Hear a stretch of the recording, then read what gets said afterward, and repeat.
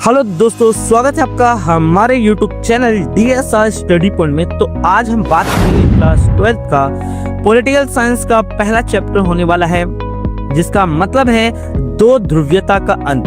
तो चलो वीडियो करते हैं शुरू बिना किसी दिक्कत के। सबसे पहले हम बच्चों बात करेंगे कि आखिर जो दो ध्रुवीयता का मतलब होता क्या है ना। तो देखो बच्चों, अगर हम बात करें दो ध्रुवीयता का मतलब होता है अंतरराष्ट्रीय स्तर पर दो महाशक्तियों का होना ही क्या कहलाता है, दो ध्रुवीयता कहलाता है, जिसका पूरे विश्व में आर्थिक रूप से, सामाजिक रूप से, सांस्कृतिक रूप से पूरे विश्व में क्या हो बच्चों, वर्चस्व होता है, उसे दो ध्रुवीयता कहते हैं। और अगर इनमें से किसी एक महाशक्ति का अंत हो जाता है तो इसे कहते हैं दो ध्रुवीयता का अंत। अब हम बात करते हैं कि देखो हुआ क्या था, है ना। और दोनों महाशक्तियां है कौन, पहले अमेरिका और सोवियत। अब देखते हैं ये दोनों महाशक्तियां किस प्रकार अस्तित्व में आई। हुआ क्या था, आप सभी को पता है। पहला विश्व युद्ध कब हुआ बच्चों, 1914 से लेकर 1918 के बीच पहला वर्ल्ड वॉर हुआ था, यानी विश्व युद्ध हुआ था। और दूसरा विश्व युद्ध 1939 से 1945 के बीच हुआ था। और दूसरे विश्व युद्ध में आप सभी को पता है पूरी जो दुनिया थी ना, वो दो भागों में बट गई थी। एक का नाम था मित्र राष्ट्र और दूसरे का नाम था दूरी राष्ट्र। अगर मित्र राष्ट्र के बारे में बात की जाए बच्चों, कि मित्र राष्ट्र में कौन कौन से देश थे, जैसे कि अमेरिका, दूसरा है सोवियत संघ जिसे USSR के नाम से भी जाना जाता है, तीसरा था ब्रिटेन जिसे UK के नाम से भी जाना जाता है, और चौथा था फ्रांस। ये मित्र राष्ट्र के देश थे। और धुरी राष्ट्र के जो देश थे वो थे इटली, दूसरा जर्मनी और तीसरा था जापान। ये धुरी राष्ट्र के देश, और इन्हीं दोनों यानी मित्र राष्ट्र और धुरी राष्ट्र में ही क्या चल रही थी, लड़ाई चल रही है ना बच्चों। और इसी के अंतर्गत क्या हुआ था कि जो अमेरिका ने ना, है ना, इसी का फायदा उठाते हुए और सोवियत संघ को अपनी ताकत दिखाते हुए अमेरिका ने जापान के दो शहरों पर 6 अगस्त 1945 और 9 अगस्त 1945 जापान के दो शहरों हिरोशिमा और नागासाकी पर बम गिरा दिया था, है ना। और उसने जब आलोचकों ने तर्क पूछा तो ये अमेरिका ने कहा कि हमने दूसरे विश्व युद्ध को रोकने के लिए परमाणु बम का प्रयोग किया है। आपको शहर याद ना, हिरोशिमा और नागासाकी में बम गिराया गया था, है ना।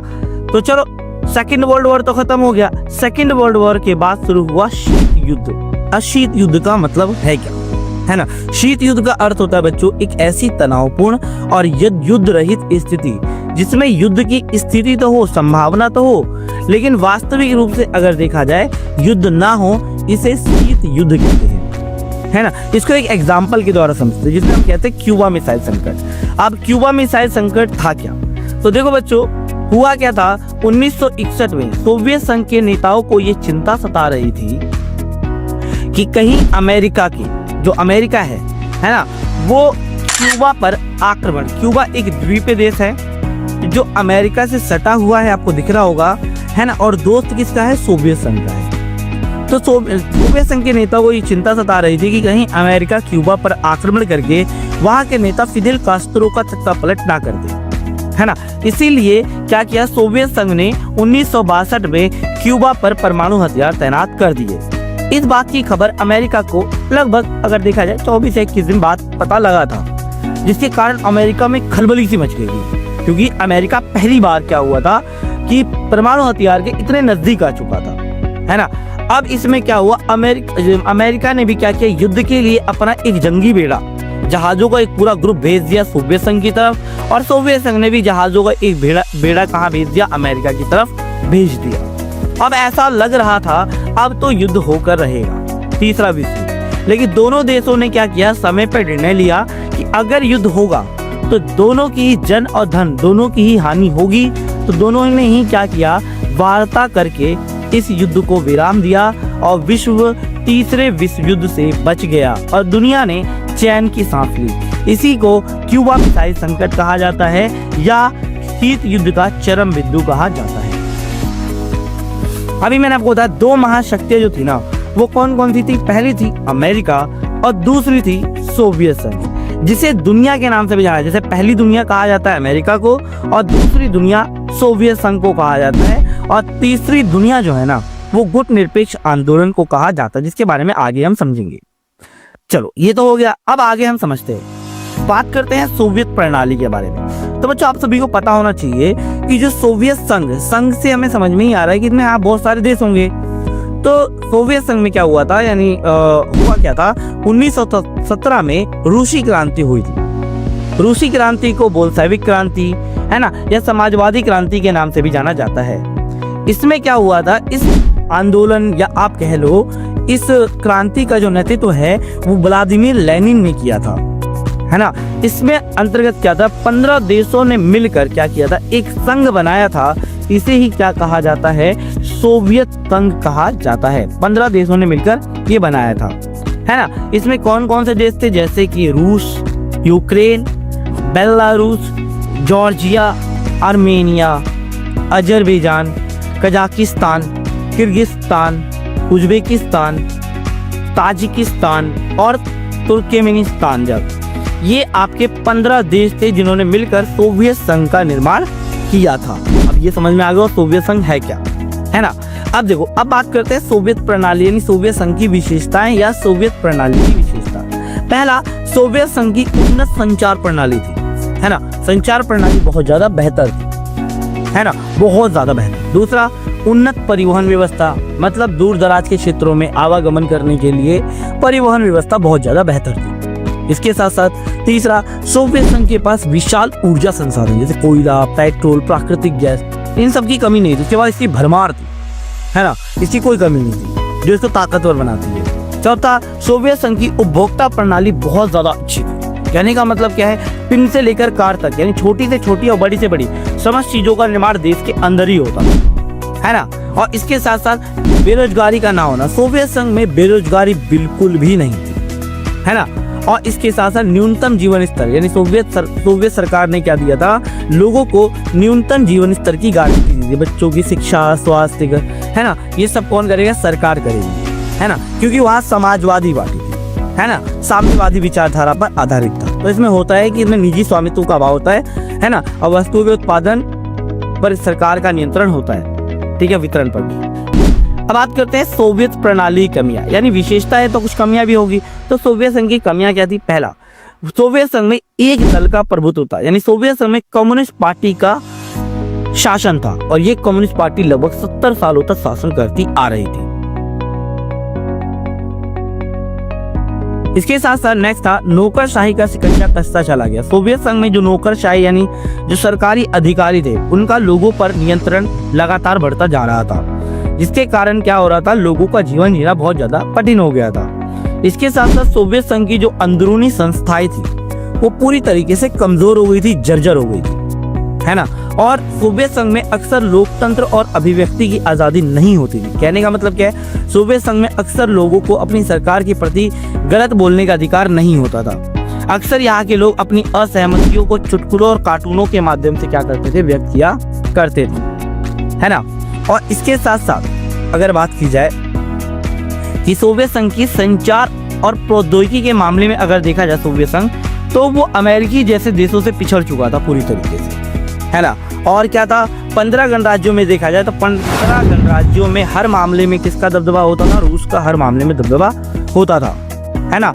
और इसके साथ साथ सोवियत संघ अपने लोगों की राजनीतिक और आर्थिक आकांक्षाओं या मांग को पूरा नहीं कर पा रहा था, है ना। और इसके साथ साथ जब उसकी अर्थव्यवस्था बहुत ज्यादा खराब हो रही थी तो उसने 1979 में अफगानिस्तान के मामले में क्या कर दिया था, हस्तक्षेप कर दिया था।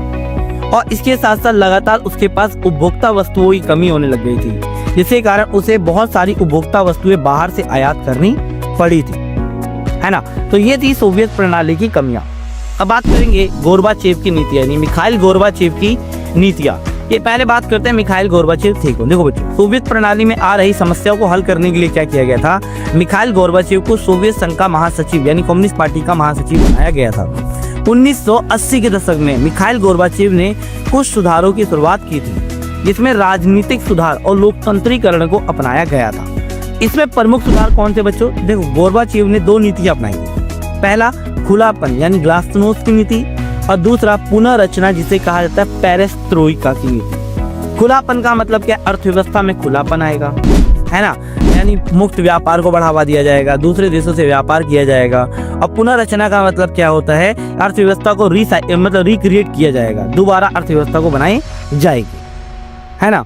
अब हुआ क्या कि मतलब गोरबाचेव की नीतियां तो बहुत ज्यादा अच्छी थी, लेकिन लोगों को ये नीतियां समझ में नहीं आई थी, है ना। और बहुत सारे लोगों ने क्या किया था, इसका विरोध किया था। तो विरोध करने के पश्चात यहाँ के खुद के संस्था के लोगों ने भी क्या किया था, इसका विरोध किया, जिसके कारण क्या हुआ, कहीं ना कहीं सोवियत संघ के पतन का एक मुख्य कारण ये भी बना था, ठीक है ना। और इसी में ही क्या हुआ था कि मतलब बोरिस येल्तसिन के नेतृत्व में सोवियत संघ की समाप्ति की घोषणा की गई थी। कब बच्चों, 25 दिसंबर 1991 में सोवियत संघ का विघटन हो गया था, है ना। बोरिस येल्तसिन के नेतृत्व में सोवियत संघ की समाप्ति घोषणा की गई थी। उस समय समाप्ति घोषणा करने वाले प्रमुख देश कौन थे, यूक्रेन, बेलारूस, है ना, यूक्रेन हो गया, बेलारूस हो गया, है ना। ये सारे देश थे जिन्होंने सोवियत संघ की समाप्ति की घोषणा की थी। और इसी के बाद CIS की स्थापना हुई थी, संयुक्त राष्ट्रों का राष्ट्रकुल, और 15 देश जो थे ना वो स्वतंत्र हो गए थे। अब बात करते हैं सोवियत संघ के विघटन के आखिर कारण क्या थे। पहला कारण था अंदरूनी संस्थाओं का कमजोर होना, अर्थात देखो सोवियत संघ की राजनीतिक और आर्थिक संस्थाएं जो थी ना वो अंदरूनी रूप से कमजोर हो गई थी, जिसके कारण वो लोगों की जरूरतें जो थी, उनकी आकांक्षाएं थी वो उनको पूरा नहीं कर पाई और उनको नजरअंदाज कर रही थी, है ना। पहला कारण ये था। दूसरा क्या था, हथियारों का निर्माण। सोवियत संघ क्या करता था, अपने संसाधनों का ज्यादातर जो भाग होता था ना वो परमाणु हथियार बनाने में, सैन्य साजो सामान बनाने में, है ना, इन सब चीजों में ज्यादातर प्रयोग किया करता था सोवियत संघ। तीसरा था यूरोपीय देशों की पिछलगू बनाना, यानी अर्थात सोवियत संघ क्या कर रहा था, अपने ज्यादातर संसाधनों का प्रयोग क्या कर रहा था, यूरोपीय देशों को अपना पिछलगू बनाने के लिए खर्च करता था, ताकि यूरोपीय देश ज्यादा यूरोपीय जो देश थे ना वो सोवियत संघ के साथ शामिल हो जाए। लेकिन उसकी ये कोशिश नाकामयाब रही, उसके पास संसाधन कम पड़ गए। चौथा, एक दल का प्रभुत्व, यानी सोवियत संघ में कम्युनिस्ट पार्टी का शासन था, लगभग 70 सालों तक ये शासन कर रही थी। ये पार्टी जनता के प्रति जवाबदेह अब नहीं थी, निरंकुश हो गई थी, है ना, जो मर्जी चाहे वो कर रही थी। इसके साथ साथ मिखाइल गोर्बाचेव की असफल नीतियां, यानी आप सभी को पता है मिखाइल गोर्बाचेव ने अपनी नीतियों का सही तरीके से तो निदान कर रहे थे, लेकिन बहुत सारे लोगों द्वारा इनका विरोध किया गया था। और छठा था पश्चिमी देशों के प्रति गलत जानकारियां, यानी सोवियत संघ क्या कर रहा था, अपनी जनता को पश्चिमी देशों के प्रति गलत जानकारी दे रहा था। वो बता रहा था कि हाँ हम तरक्की कर चुके हैं, हम बहुत ज़्यादा डेवलप हो चुके हैं अमेरिका जैसे देशों से, लेकिन जब लोगों को ये बात पता चली तो लोगों को, अगर बात की जाए, लोगों को मनोवैज्ञानिक रूप से काफी ठेस पहुंची, है ना।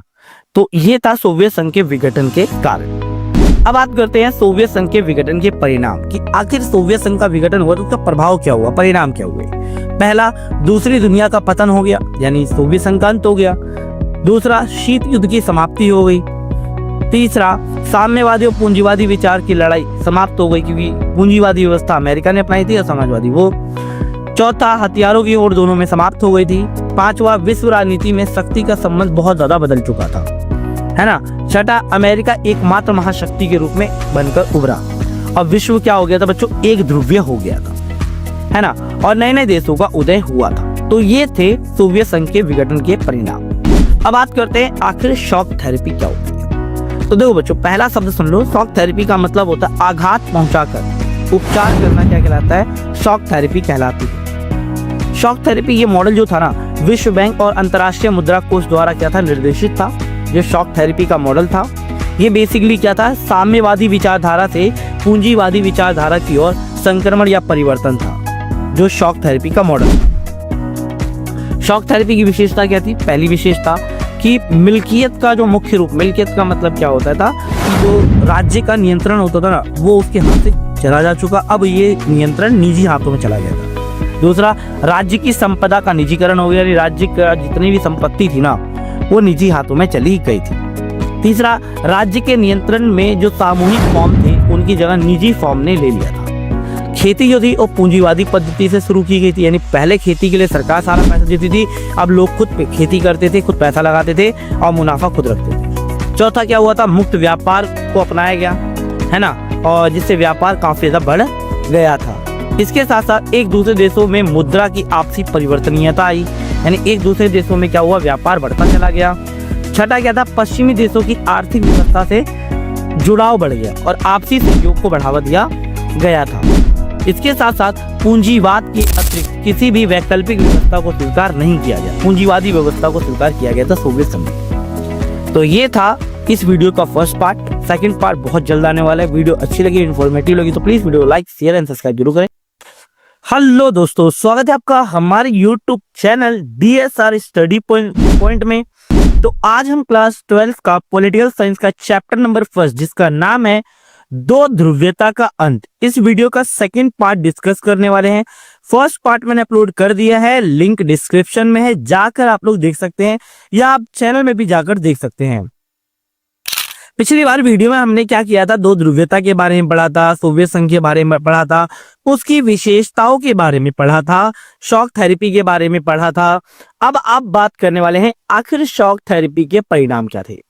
तो देखो बच्चों, शॉक थेरेपी के परिणाम क्या हुए थे आप सभी को पता है। शॉक थेरेपी का मतलब क्या होता है, आघात पहुंचाकर उपचार करना, है ना। और ये वर्ल्ड बैंक और अंतरराष्ट्रीय मुद्रा कोष द्वारा निर्देशित था। इसी के जरिए सोवियत संघ ने क्या किया था, पूंजीवाद मतलब साम्यवादी व्यवस्था से पूंजीवादी व्यवस्था की ओर संक्रमण किया था। इसके तहत क्या हुआ था बच्चों, अर्थव्यवस्था पूरी तरीके से क्या हुई थी, तहस नहस हो गई थी। यानी सोवियत संघ का जो अर्थव्यवस्था थी वो पूरी तरीके से तहस नहस हो गई। इसके साथ साथ विश्व की सबसे बड़ी गैराज सेल अर्थात सोवियत संघ के जो 90% जो उद्योग थे बच्चों, वो औने पौने दामों पर या बहुत ही कम दामों पर बड़ी बड़ी कंपनियों को बेच दिया गया, जिसे क्या कहा जाता है, विश्व का सबसे बड़ा गैराज सेल कहा जाता है। इसके साथ साथ जो रूस की मुद्रा रूबल में नाटकीय गिरावट आई, मुद्रा स्फीति बढ़ गई और लोगों की जमा पूंजी जाती रही। इसके साथ साथ सोवियत संघ ने ये कहा था कि उसके देश के लोग ही क्या कर सकते हैं, वो उद्योग खरीद सकते हैं। लेकिन लोगों ने क्या किया, अधिकार पत्रों की कालाबाजारी करी, उसे दूसरी कंपनीज को बेच दिया। इसके साथ साथ सामूहिक खेती की प्रणाली पूरी तरीके से समाप्त हो गई थी। अब लोग क्या करने लग गए थे, खाद्यान्न की सुरक्षा मौजूद नहीं थी और रूस ने खाद्यान्न का बड़ी मात्रा में बाहर से आयात करना शुरू कर दिया था, है ना, क्योंकि सामूहिक खेती की प्रणाली खत्म हो चुकी थी। तो खाने योग्य सामग्री, चावल या अन्य चीजें बाहर से मंगाई जा रही थी। इसके साथ साथ 1999 में जो वास्तविक सकल घरेलू उत्पाद 1989 की तुलना में बहुत ज्यादा नीचे गिर गया था। पुराना व्यापारिक ढांचा पूरी तरीके से टूट गया था, लेकिन इसकी जगह वैकल्पिक बहुत सारे ऑप्शन इनके पास कुछ भी नहीं था। कई देशों में तो माफिया वर्ग का उदय हुआ, यानी माफिया यानी गुंडों वर्ग का उदय हुआ। इन्होंने क्या किया, अधिकतर आर्थिक गतिविधियों पर अपना नियंत्रण करना शुरू कर लिया था, यानी जबरदस्ती लोगों से पैसा वैसा छीनने लग गए थे। ये सारी घटनाएं हुई थी शॉक थेरेपी के परिणाम या उनके प्रभाव। अब बात करते हैं संघर्ष और तनाव, अर्थात अधिकांश सोवियत गणराज्य में संघर्ष और तनाव के क्या कारण थे। जैसे सोवियत संघ जो था वो 15 गणराज्यों में बटा हुआ था, तो इनमें संघर्ष और तनाव के क्या कारण थे। पहला, जो आपको पता है, एक देश है सोवियत संघ का जिसका नाम है चेकोस्लोवाकिया। जो चेकोस्लोवाकिया है वो शांतिपूर्वक दो भागों में बट गया था, चेक प्लस स्लोवाकिया। दूसरा, तजाकिस्तान, सोवियत संघ का एक गणराज्य तजाकिस्तान 10 सालों तक गृह युद्ध यानी सिविल वॉर की चपेट में रहा था 2001 तक। इसके साथ साथ अर्मेनियाई लोगों ने क्या किया, अर्मेनिया नाम का एक अलग देश की मांग करने लग गए थे, जो सोवियत संघ का एक गणराज्य है। इसके साथ साथ अजरबैजान में जो वहां की जो वर्तमान शासन है उसको उखाड़ फेंकने के लिए बहुत भारी आंदोलन हुआ, लोगों ने किया था। चेचन्या और दागिस्तान में भी अलगाववादी आंदोलन होना शुरू हो गया था, यानी चेचन्या और दागिस्तान भी अलग होने के लिए लोग हो गए थे, है ना। इसके साथ साथ यूक्रेन, किर्गिस्तान, जॉर्जिया में जो वहां शासन था उसको उखाड़ फेंकने के लिए आंदोलन चल रहा था। और इसके साथ साथ 1991 में युगोस्लाविया जो था ना, सोवियत संघ का गणराज्य था जो कई भागों में टूट गया था, जैसे अजरबैजान, है ना, जैसे युगोस्लाविया कई प्रांत, जैसे क्या हुआ न, आपका हो गया कि बोस्निया, हर्जेगोविना, स्लोवेनिया, क्रोएशिया, ये कई भागों में टूट गए थे, है ना बच्चों। तो ये कारण थे जिसके कारण सोवियत संघ के अधिकांश गणराज्यों में संघर्ष और तनाव रहा था। अब टॉपिक है पूर्व साम्यवादी देश और भारत के बीच संबंध क्या है। पूर्व साम्यवादी देश का मतलब क्या है बच्चों, यानी सोवियत संघ और भारत के बीच आखिर क्या संबंध है ना। तो देखो बच्चों, पहला संबंध क्या है आपको पता होना चाहिए। भारत जो है ना, भारत रूस बहुत बेहतर संबंध है। रूस जो है वो भारत का सबसे बेहतर दोस्त माना जाता है। 1971 के युद्ध में जब पाकिस्तान के साथ सपोर्ट करने के लिए जब अमेरिका आ रहा था, उस समय सोवियत संघ ने भारत की मदद करी थी। सोचो उस टाइम पे, है ना। तो कुछ उदाहरण के द्वारा समझेंगे, जैसे कि आपको पता होना चाहिए भारतीय जो हिंदी फिल्मों के जो नायक, जैसे कि आपने सुना होगा राज कपूर से लेकर अमिताभ बच्चन जो है ना, वो रूस के घर घर यानी सोवियत संघ के अन्य गणराज्यों में घर घर देखे जाते हैं। इनके बारे में सब लोग जानते हैं। हिंदी फिल्मों तो वहां चलती रहती है, गाने भी चलते रहते हैं। इसके साथ साथ रूस और भारत दोनों का सपना है बहुध्रुवीय विश्व का, यानी हर एक देश एक अपने में क्या हो, एक महाशक्ति हो, है ना। तो बहुध्रुवीय विश्व का सपना देखते हैं भारत और रूस, है ना। नेक्स्ट क्या है बच्चों, 2001 में भारत और रूस सामरिक समझौते के रूप में भारत और रूस के बीच 80 द्विपक्षीय दस्तावेजों पर हस्ताक्षर किए गए थे। यानी 80 ऐसे मुद्दे थे जिनमें दोनों देशों ने हस्ताक्षर किया था, है ना, संबंधों को बेहतर करने के लिए। इसके साथ साथ भारत को रूस के साथ अपने संबंधों के कारण कश्मीर, ऊर्जा आपूर्ति, अंतरराष्ट्रीय आतंकवाद से संबंधित जो सूचनाएं हैं वो दोनों देश आपस में करते रहते हैं। और हमेशा ही भारत और रूस हमेशा ही क्या करते हैं, आतंकवाद का अंतरराष्ट्रीय स्तर पर निंदा करते हैं। इसके साथ साथ भारत रूस के लिए हथियारों का दूसरा सबसे बड़ा खरीदार देश है। भारत सबसे ज्यादा हथियार कहां से खरीदता है, रूस से खरीदता है, जिसे रशिया भी कहते हैं। इसके साथ साथ भारतीय सेना को अधिकांश साजो सामान जो होता है वो सारा का सारा प्रोवाइड कौन कराता है बच्चों, रूस कराता है ना। रूस से ही हमारा सारा सामान आता है। इसके साथ साथ अगर हम बात करें कि भारत तेल के आयातक देशों में एक है, इसलिए भारत भी क्या करता है, रूस के लिए तेल का सबसे बड़ा आयातक देश है। उसने तेल के संकट में भी हमारी मतलब बहुत ज्यादा मदद करी थी। किसने, रूस ने। जैसे 1971 के आसपास की बात है, तो उस समय रूस ने तेल संकट के समय बहुत ज्यादा मदद करी थी भारत की, है ना।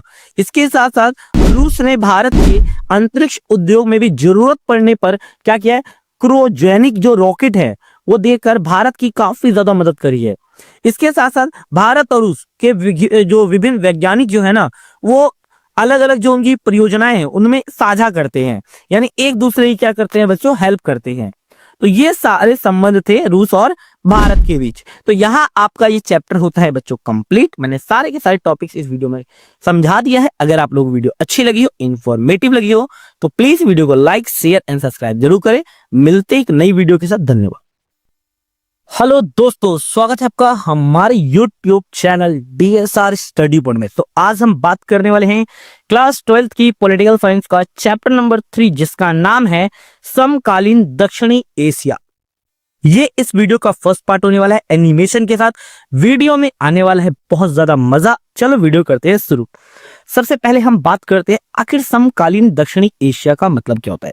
समकालीन का मतलब होता है वर्तमान। जब भी हम दक्षिणी एशिया के बारे में बात करते हैं तो इसमें निम्नलिखित देशों को शामिल किया जाता है, जैसे कि भारत, पाकिस्तान, अफगानिस्तान, भूटान, बांग्लादेश, म्यांमार, नेपाल और मालदीव, है ना।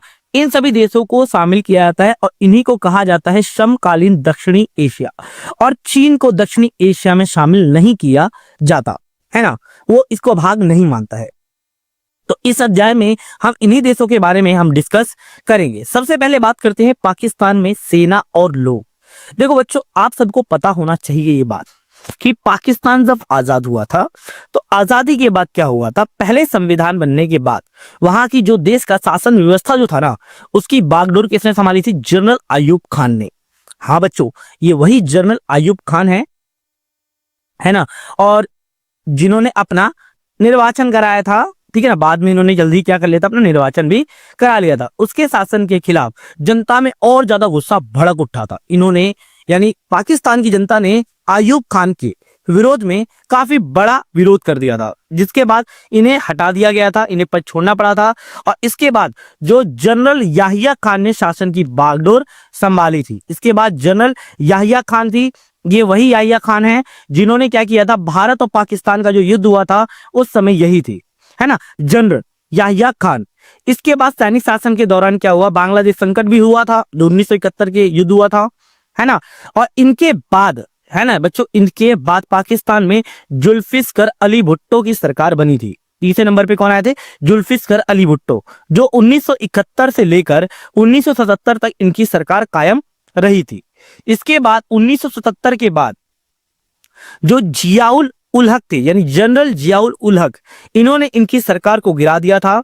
और गिराने के बाद 1982 के बाद जनरल जियाउल उल हक लोकतंत्र समर्थन आंदोलन किया था, है ना बच्चों। तो इस तरीके से फिर 1988 में, यानी 1988 में क्या हुआ?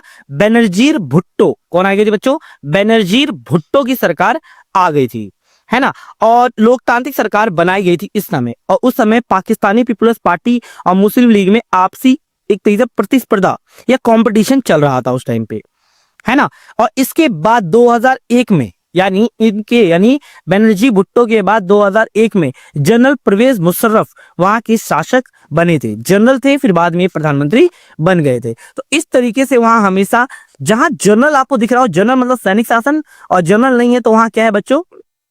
लोकतंत्र है। तो यहाँ जनरल मतलब सेना का शासन और लोकतंत्र दोनों ही कायम रहता है। अब बात करते हैं पाकिस्तान में आखिर लोकतंत्र स्थायी क्यों नहीं है? कभी जनरल है, कभी शासक है, तो क्यों नहीं है? तो पहला क्या है बच्चों, यहाँ हमेशा पाकिस्तान में सेना, धर्मगुरुओं और बड़े बड़े भूस्वामी अफजलों का क्या होता? हमेशा दबदबा रहता है ना। दूसरा, सेना समर्थक समूह ज्यादा मजबूत है, जैसे कि भारत और पाकिस्तान के बीच लगातार युद्ध चलता रहता है, जिससे क्या हो, पाकिस्तान जो सेना समर्थक समूहों को ज्यादा मजबूती मिली है और हर मामले में सेना का वर्चस्व ज्यादा रहता है पाकिस्तान में। तीसरा कारण क्या है? पाकिस्तान में लोकतांत्रिक शासन चले, इसके लिए कोई अंतरराष्ट्रीय समर्थन नहीं मिल पाता है पाकिस्तान को, कि पाकिस्तान में कोई वहां लोकतंत्र रहे, है ना। सभी लोग चाहते हैं अरे छोड़ो यार, ये आतंकवाद में ही भिड़ा रहे, है ना। और बहुत सारे देशों, जो देश है वो इस बात से चिंतित है कहीं अब पाकिस्तान का जो परमाणु हथियार है वो आतंकवादियों के हाथों में ना लग जाए। ठीक है, चलो अब बात करते हैं बांग्लादेश में लोकतंत्र, यानी बांग्लादेश में किस तरीके से लोकतंत्र हुआ। देखो बच्चों, अगर हम बांग्लादेश के बारे में बात करें तो भारत जब आजाद हुआ था तो आजादी के बाद पाकिस्तान को दो क्षेत्र दिए गए थे। एक दिया गया था पूर्वी पाकिस्तान और एक दिया गया था पश्चिमी पाकिस्तान। पश्चिमी पाकिस्तान जिसे आप अभी पाकिस्तान के नाम से जानते हो। तो अब क्या कर रहा था बांग्लादेश, अभी हम यहां नहीं लेंगे, यानी पश्चिमी पाकिस्तान जबरदस्ती पूर्वी पाकिस्तान के लोगों पर क्या थोप रहा था? उर्दू भाषा थोप रहा था और अपनी शासन व्यवस्था स्थापित करना चाहता था, है ना। इसके साथ साथ क्या हुआ कि मतलब करना चाहता था, और इसी कारण इन्होंने क्या किया, काफी बड़ी संख्या में क्या किया, उन्होंने बंगाली लोगों को मतलब हत्या करना शुरू कर दिया था। एक बार क्या हुआ, जब बांग्लादेश में, है ना, एक व्यक्ति थे जिनका नाम था शेख मुजीबुर रहमान। इन्होंने, ये आवामी लीग के संस्थापक थे, और जब संपूर्ण पाकिस्तान में चुनाव हुए तो आवामी लीग के जो नेता शेख मुजीबुर रहमान जीत गए। अब यहाँ है ना, याहिया खान को आया बहुत ज्यादा गुस्सा, और उन्होंने क्या किया, याहिया खान को बहुत ज्यादा गुस्सा आया, उन्होंने शेख मुजीबुर रहमान को पश्चिमी पाकिस्तान ले गए और उन्हें गिरफ्तार कर लिया और बंगाली लोगों को दबाना शुरू कर दिया, उनको आंदोलन को कुचलना शुरू कर दिया था। सेनाओं के द्वारा बेरहमी से सैकड़ों लोगों की हत्या की गई थी। बंगाली लोगों की यहाँ बड़ी संख्या में यहाँ हत्या की गई थी, और यही बंगाली लोगों ने फिर भारत से आकर मदद मांगी थी। इसके दौरान 80 लाख जो बांग्लादेशी भारत आए थे। भारत ने मानवीय आधारों पर इनकी मदद भी करी, और 1971 का युद्ध, भारत पाक युद्ध हुआ, 1971 का युद्ध, और इस युद्ध में पाकिस्तान बुरी तरीके से हार गया, है ना, और भारत जीत गया। और जीतने के पश्चात ही 1971 में बांग्लादेश नामक एक नया देश उभर कर सामने आया, है ना, जिसे हम पहले पूर्वी पाकिस्तान कहते थे, वो 1971 में एक नया देश बांग्लादेश बना था। इस तरीके से बांग्लादेश का निर्माण हुआ था। अब बात करते हैं बांग्लादेश का संविधान। देखो बच्चों, अगर आप सभी को याद होना है कि बांग्लादेश ने अपना संविधान बनाकर अपने आप को धर्मनिरपेक्ष, लोकतांत्रिक और समाजवादी देश घोषित कर दिया था, और वहां के पहले प्रधानमंत्री बने शेख मुजीबुर रहमान। लेकिन क्या हुआ, शेख मुजीबुर रहमान ने क्या किया था, 1975 में संविधान में संशोधन कर दिया था, और उन्होंने संसदीय शासन प्रणाली की जगह अध्यक्षात्मक शासन प्रणाली लेकर आए थे। यानी उन्हीं की सरकार रहेगी, बाकी सभी विपक्षी पार्टियों को वहां क्या कर दिया गया था, खत्म कर दिया गया था, केवल अवामी लीग ही वहां रहेगी। इसके बाद 1975 के अगस्त में सेना ने क्या किया, शेख मुजीबुर रहमान के खिलाफ बगावत कर दी, है ना, और इस बगावत और नाटकीय त्रासद घटनाक्रम में शेख मुजीबुर रहमान क्या हो गए थे, मारे गए थे, इनकी मृत्यु हो गई थी। इनकी मृत्यु के बाद सैनिक शासन आ गया बांग्लादेश में, और जियाउर रहमान ने क्या किया, बांग्लादेश नेशनल पार्टी बनाई और 1979 में चुनाव कराए गए, और कौन जीता था, जियाउर रहमान यहां जीत गए थे। फिर बाद में क्या हुआ, जियाउर रहमान की भी हत्या कर दी गई और लेफ्टिनेंट जनरल एच.एम. इरशाद के नेतृत्व में बांग्लादेश में एक दोबारा सैनिक शासन संभाला गया, और जनरल इरशाद ने फिर बाद में क्या किया, अपना राष्ट्रपति पद के लिए निर्वाचन करा लिया था। जनता के व्यापक विरोध से के आगे झुकते हुए लेफ्टिनेंट जनरल इरशाद को राष्ट्रपति पद 1990 में छोड़ना पड़ा था, और 1991 में चुनाव दोबारा हुए, और इसके बाद बांग्लादेश में बहुदलीय शासन प्रणाली को अपनाया गया था। इस तरीके से बांग्लादेश में संविधान का निर्माण हुआ था। अब इसी तरीके से एक बात करते हैं नेपाल के बारे में।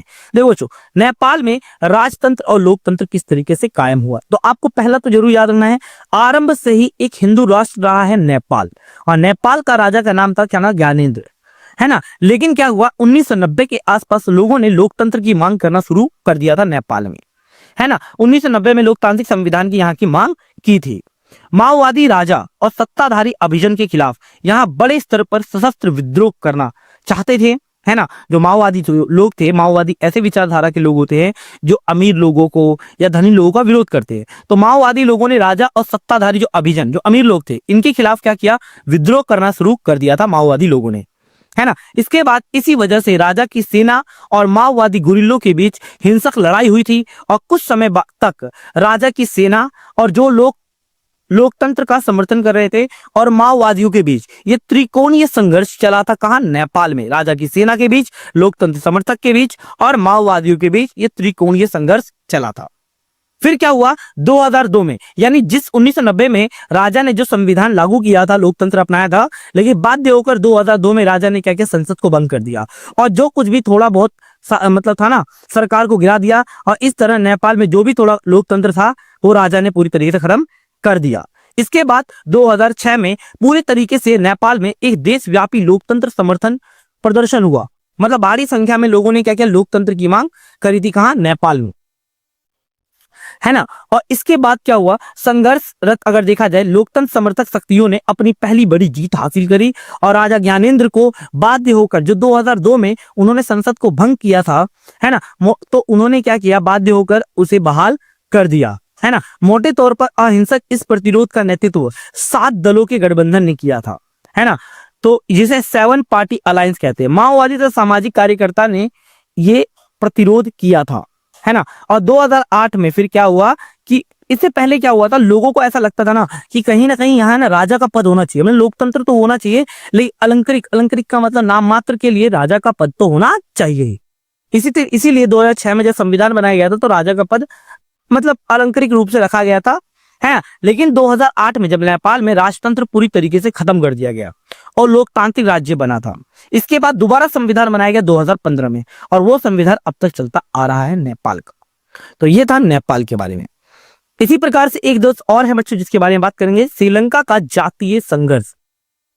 अब श्रीलंका में जातीय संघर्ष कैसे चला था, देखो बच्चों, आप सभी को पता है श्रीलंका एक द्वीपीय देश है जो 1948 में आजाद हुआ था।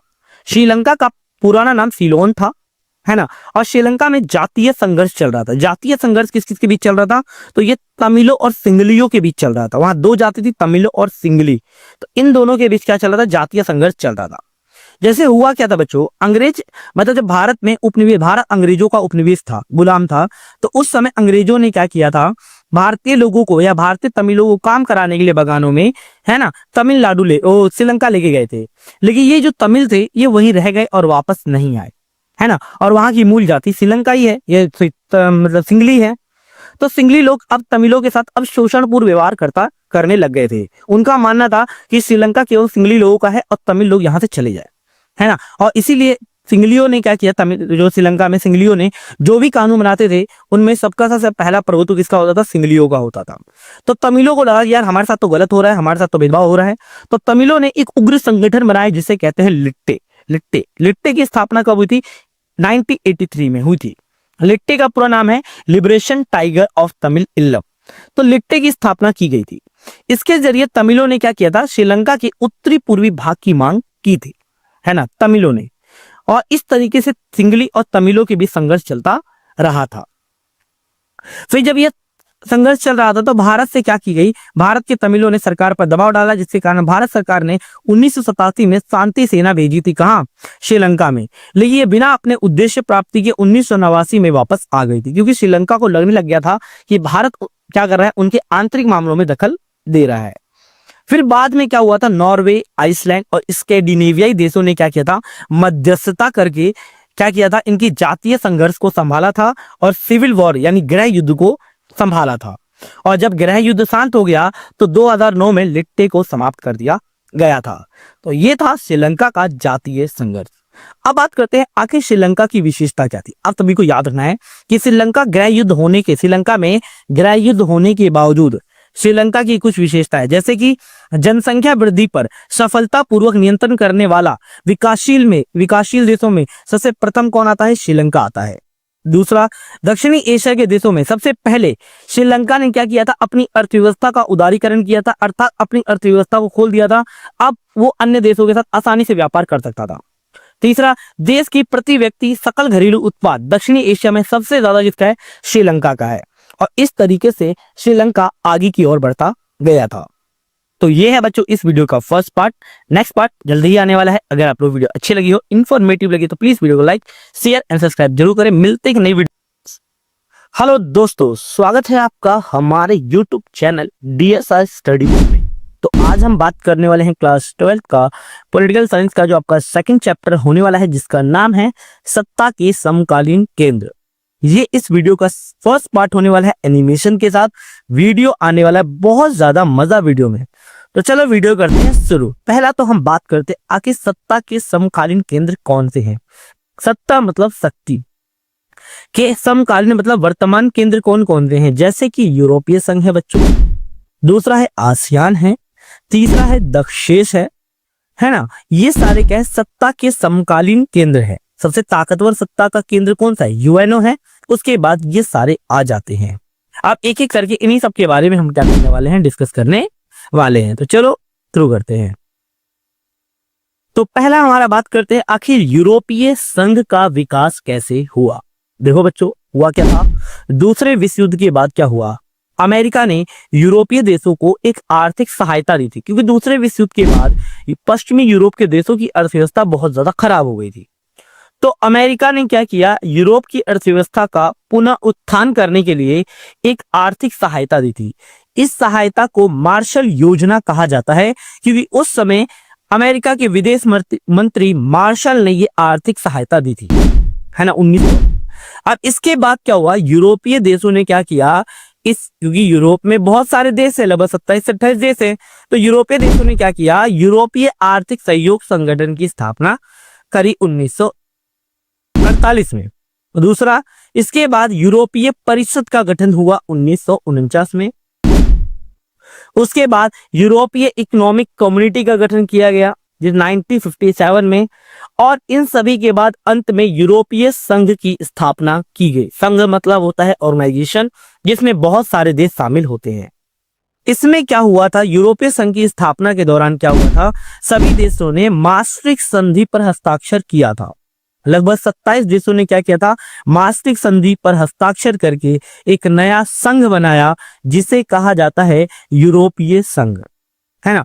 अब बात करते हैं किस प्रकार से अब यूरोपीय जो संघ था, है ना, उसने आर्थिक व्यवस्था से बदलकर ज्यादा से ज्यादा राजनीतिक रूप लिया, है ना। जैसे क्या है बच्चों कि इन 27 देशों ने यानी यूरोपीय संघ ने यह सोचा था कि उन्हें एक साझा संविधान बनाया जाए, लेकिन संविधान यानी साझा संविधान बनाने की जो इनकी कोशिश थी वो नाकामयाब रही थी। फिर भी इनका यानी यूरोपीय संघ का खुद का अपना राष्ट्रीय गान है, राष्ट्रीय ध्वज है, राष्ट्रीय गीत है और अपनी खुद की स्थापना दिवस भी है। इसके साथ साथ यूरोपीय संघ की अपनी खुद की एक मुद्रा भी है, जिसे कहा जाता है यूरो। और इस तरीके से यूरोपीय संघ ने क्या किया, आर्थिक व्यवस्था से बदलकर ज्यादा से ज्यादा राजनीतिक रूप लिया था। और इसके अंदर यूरोपीय देशों में सागेन वीजा चलता है। सागेन वीजा का मतलब क्या होता है, अगर आप यूरोप में से किसी एक देश का भी वीजा ले लेते हो तो उसमें से यूरोपीय संघ के सभी देशों में जाकर घूम सकते हो, है ना। अब बात करते हैं यूरोपीय संघ की शक्तियां। आखिर यूरोपीय संघ की ताकत क्या है? पहले हम आर्थिक ताकत के बारे में बात करेंगे। पहला बच्चों याद ना, यूरोपीय संघ की आर्थिक प्रभाव बहुत ज्यादा जबरदस्त है ना। जो यूरो का जो डॉलर है, जो यूरो है यानी यूरोपीय संघ का यूरो अमेरिकी डॉलर के लिए क्या बन सकता है? खतरा बन सकता है। क्यों? क्योंकि जो डॉलर है वो लगभग 80 है और यूरो जो है 86 या 87 रुपए के बराबर है। तो आप समझ सकते हैं यूरो जो है उसकी वैल्यू ज्यादा है। इसके साथ साथ विश्व व्यापार संगठन यानी WTO में यूरोपीय संघ की जो हिस्सेदारी है वो अमेरिका से 3 गुनी ज्यादा है। इसके साथ साथ यूरोपीय संघ की जो GDP है 2016 के अनुसार 17,000 अरब डॉलर थी। 2000 अगर बात 6 में बात की जाए तो 12,000 डॉलर थी, अब कितनी है? 17,000 अरब डॉलर है। इसके साथ साथ इसका आर्थिक प्रभाव यूरोपीय और एशिया के देशों पर भी दिखाई देता है। इसके साथ साथ आप बोल सकते हो कि ये दुनिया की दूसरी सबसे बड़ी आर्थिक ताकत है ना। अब बात करते हैं राजनीतिक शक्ति के बारे में, यूरोपीय संघ के बारे में। यानी यूरोपीय संघ का एक देश जिसका नाम है फ्रांस, वो यूएनओ क्या है बच्चों? स्थायी सदस्य है। यूएनओ एक संगठन है जिसके बारे में हम आगे डिस्कस करने वाले हैं। इसके साथ साथ यूरोपीय संघ के कई देशों जो देश है ना यूएनओ क्या है बच्चों? अस्थायी सदस्य हैं। इसके साथ साथ यूरोपीय संघ का एक देश जिसे फ्रांस के पास क्या है? वीटो पावर मिला हुआ है। सबसे शक्तिशाली पावर है वीटो पावर। ये दुनिया में केवल 5 देशों को मिला हुआ, उनमें से केवल एक कौन सा है? फ्रांस है। अब बात कर रहे हैं सैन्य ताकत के रूप में, यानी यूरोपीय संघ की सैन्य ताकत जो है ना बहुत ज्यादा मजबूत है। यूरोपीय संघ के पास जो एक देश यानी फ्रांस है उसके पास 335 परमाणु हथियार है ना। और यूरोपीय संघ के पास दुनिया की दूसरी सबसे बड़ी सेना है। दुनिया की दूसरी सबसे बड़ी सेना किसके पास है बच्चों? यूरोपीय संघ के पास है। तो यह है यूरोपीय संघ की ताकत, है ना। अब बात करेंगे यूरोपीय संघ की कमियां। कॉमन सी बात है, ताकत है तो कमियां भी होगी। अब कमियां क्या है देखते हैं। पहला, यूरोपीय देशों में साझा विदेश नीति को लेकर हमेशा क्या रहता है बच्चों? विवाद रहता है, झगड़ा रहता है यूरोपीय संघ के देशों के बीच। जैसे क्या हुआ था, उनके देशों की खुद की विदेश नीति और रक्षा नीति है जो कई बार एक दूसरे के खिलाफ हो जाती है ना। उदाहरण के लिए बता दो, जैसे इराक पर अमेरिका ने एक बार आक्रमण किया था तो ब्रिटेन के प्रधानमंत्री टोनी ब्लेयर ने क्या किया था? इसका समर्थन किया था, सपोर्ट किया था। वहीं क्या हुआ, जर्मनी और फ्रांस ने, जो यूरोपीय संघ के ही देश है, उन्होंने इसका कड़ा विरोध किया था। इसके साथ साथ ब्रिटेन के जो पूर्व प्रधानमंत्री मार्garet थैचर ने क्या किया था? ब्रिटेन को यूरोपीय बाजारों से पूरी तरीके से अलग रखा था। और यहां तक कि यूरोपीय संघ में क्या हुआ था, ब्रिटेन में 2016 में जर्मन संग्रह हुआ और 2001 में जो ब्रिटेन था वो यूरोपीय संघ से अलग हो गया था। इसके साथ साथ डेनमार्क और स्वीडन ने क्या किया था? मास्ट्रिक्ट संधि को मानने से इनकार कर दिया और यूरो को मानने से भी इनकार कर दिया था। किसने? डेनमार्क और स्वीडन थे। ये चीजें थी जो यूरोपीय शक्ति को क्या करती है? सीमित करती है, उनकी ताकत को कमजोर करती है। अब बात करते हैं आसियान के बारे में। देखो आसियान जो है आप सभी को पता है, आसियान एक क्षेत्रीय संगठन है। इसका पूरा नाम है दक्षिणी पूर्वी एशियाई राष्ट्रों का संगठन। इसकी स्थापना जो हुई थी वो 1967 में बैंकॉक घोषणा पत्र के द्वारा की गई थी।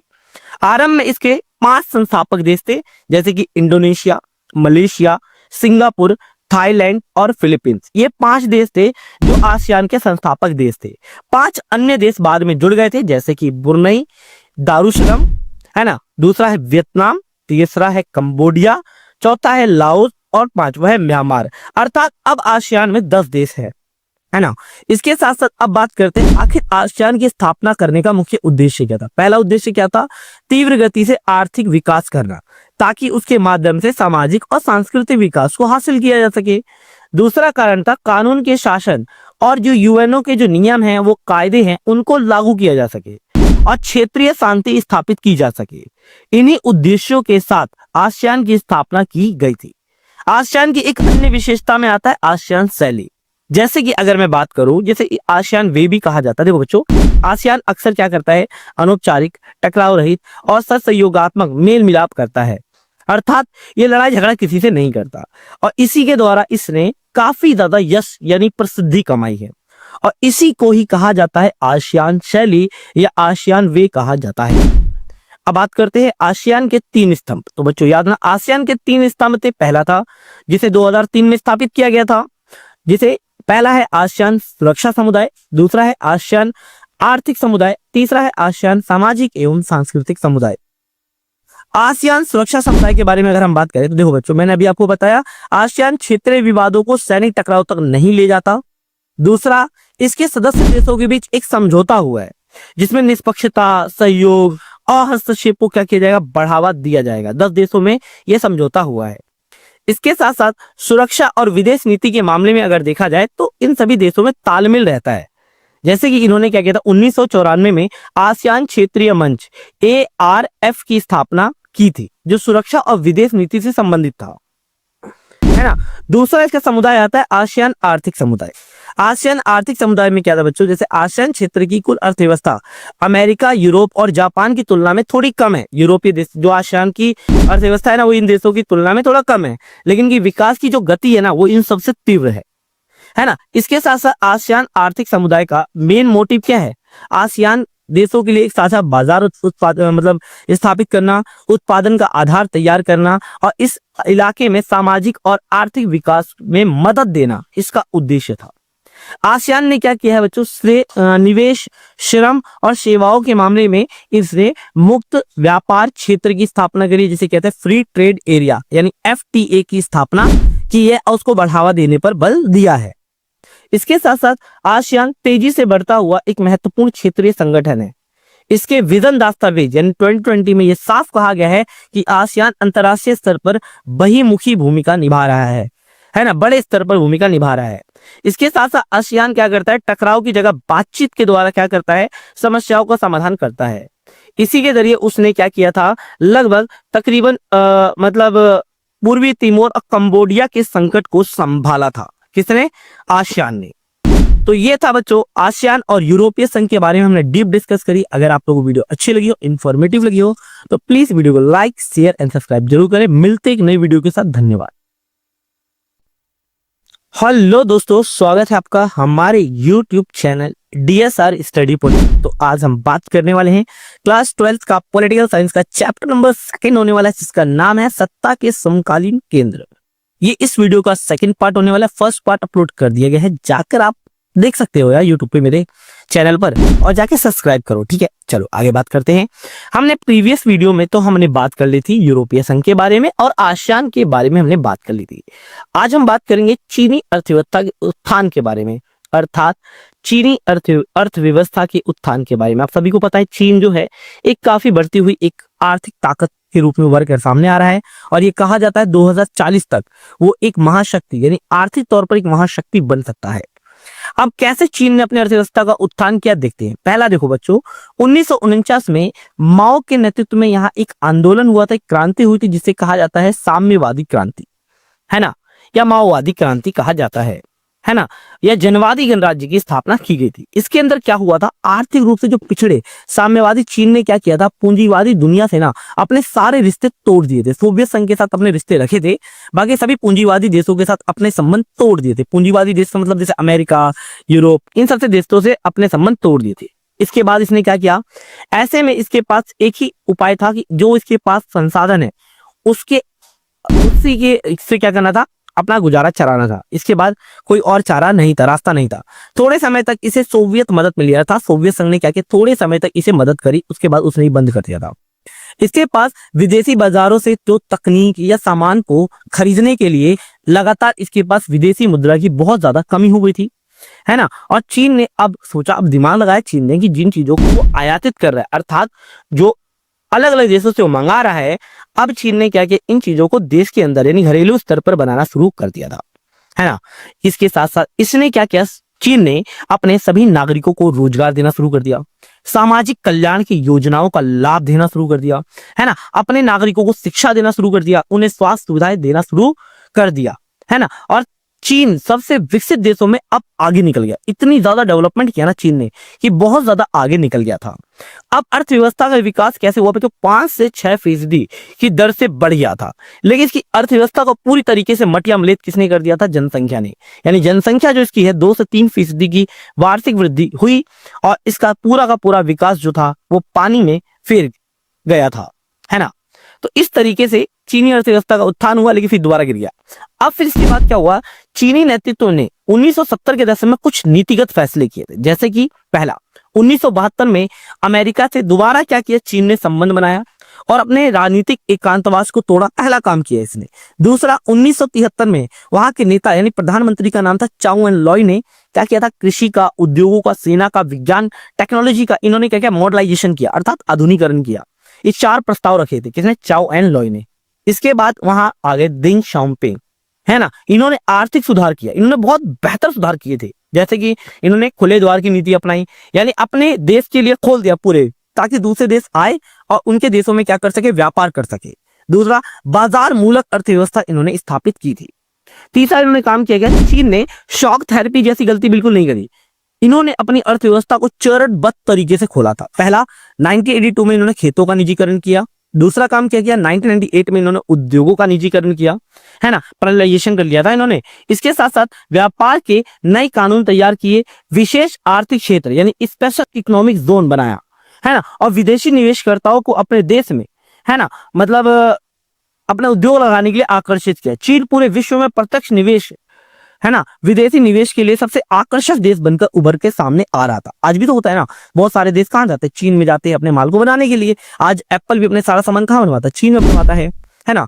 इसके साथ साथ 2001 में विश्व व्यापार संगठन में ये शामिल हो गया था और इस तरीके से दूसरे देशों के लिए अपनी अर्थव्यवस्था खोलने की दिशा में चीन ने एक और बड़ा कदम उठाया था और इस तरीके से चीनी अर्थव्यवस्था का उत्थान हुआ और उसकी तरक्की हुई थी, है ना। अब बात करते हैं चीनी अर्थव्यवस्था के उत्थान के क्या प्रभाव हुए थे। तो पहला काम क्या हुआ था, देखो, चीन में बेरोजगारी बहुत ज्यादा बढ़ गई थी। अब 10 करोड़ से ज्यादा लोग बेरोजगार हो गए थे। दूसरा, महिलाओं की जो स्थिति बहुत ज्यादा खराब हो गई थी, रोजगार और काम करने की हालत बहुत ज्यादा खराब हो गई थी। 18वीं और 19वीं शताब्दी में जो युद्ध औद्योगिक क्रांति के दौरान हुआ था ना महिलाओं के साथ, जैसे कि उन्हें 18 घंटों तक काम करना पड़ता था, बच्चों के साथ गलत बिहेव होता था, उस तरीके की स्थिति हो गई थी। इसके अलावा पर्यावरण को नुकसान पहुंचा, भ्रष्टाचार बहुत ज्यादा बढ़ गया था। इसके अलावा पर्यावरण के नुकसान और भ्रष्टाचार के बढ़ने जैसे परिणाम सामने आए थे और इसके साथ साथ क्या हुआ था, ग्रामीण लोगों और शहरी लोगों के बीच फासला बहुत ज्यादा बढ़ गया था। ये थे चीनी अर्थव्यवस्था के नकारात्मक प्रभाव या उसके प्रभाव। अब बात करते हैं चीन के साथ भारत के क्या संबंध है। तो नकारात्मक संबंधों के बारे में अगर हम बात करें कि भारत और चीन के बीच कई सारे नकारात्मक संबंध है। जैसे 1950 में चीन द्वारा तिब्बत पर आक्रमण कर लिया गया था, है ना, और काफी लोगों को वहां मारा गया था जब वहां के धार्मिक नेता थे जिनका नाम था दलाई लामा। 1959 में अपने समर्थकों के साथ इन्होंने भारत में राजनीतिक शरण मांगी और भारत ने उन्हें शरण दे भी दी थी, जिसके कारण भारत और चीन संबंधों में कटाक्ष आ गई थी। भारत और चीन संबंध खराब हो गए थे। इसके साथ साथ तीसरा, चीन द्वारा मैक-मोहन रेखा को ना मानना, यानी चीन जो है वो मैक-मोहन रेखा को नहीं मानता है। उसका कहना है कि ये अंग्रेजों द्वारा बनाई गई रेखा है, मैं इसे एक्सेप्ट नहीं करता हूँ। चौथा, इसी को लेकर चीन द्वारा क्या किया, 1962 पर भारत पे आक्रमण कर दिया गया था और लद्दाख, अक्साई चीन, अरुणाचल प्रदेश पर अपना अधिकार इसने कर लिया था, जिसके कारण भारत और चीन संबंधों में बहुत ज्यादा कटाक्ष और बहुत ज्यादा संबंध खराब हो गए थे।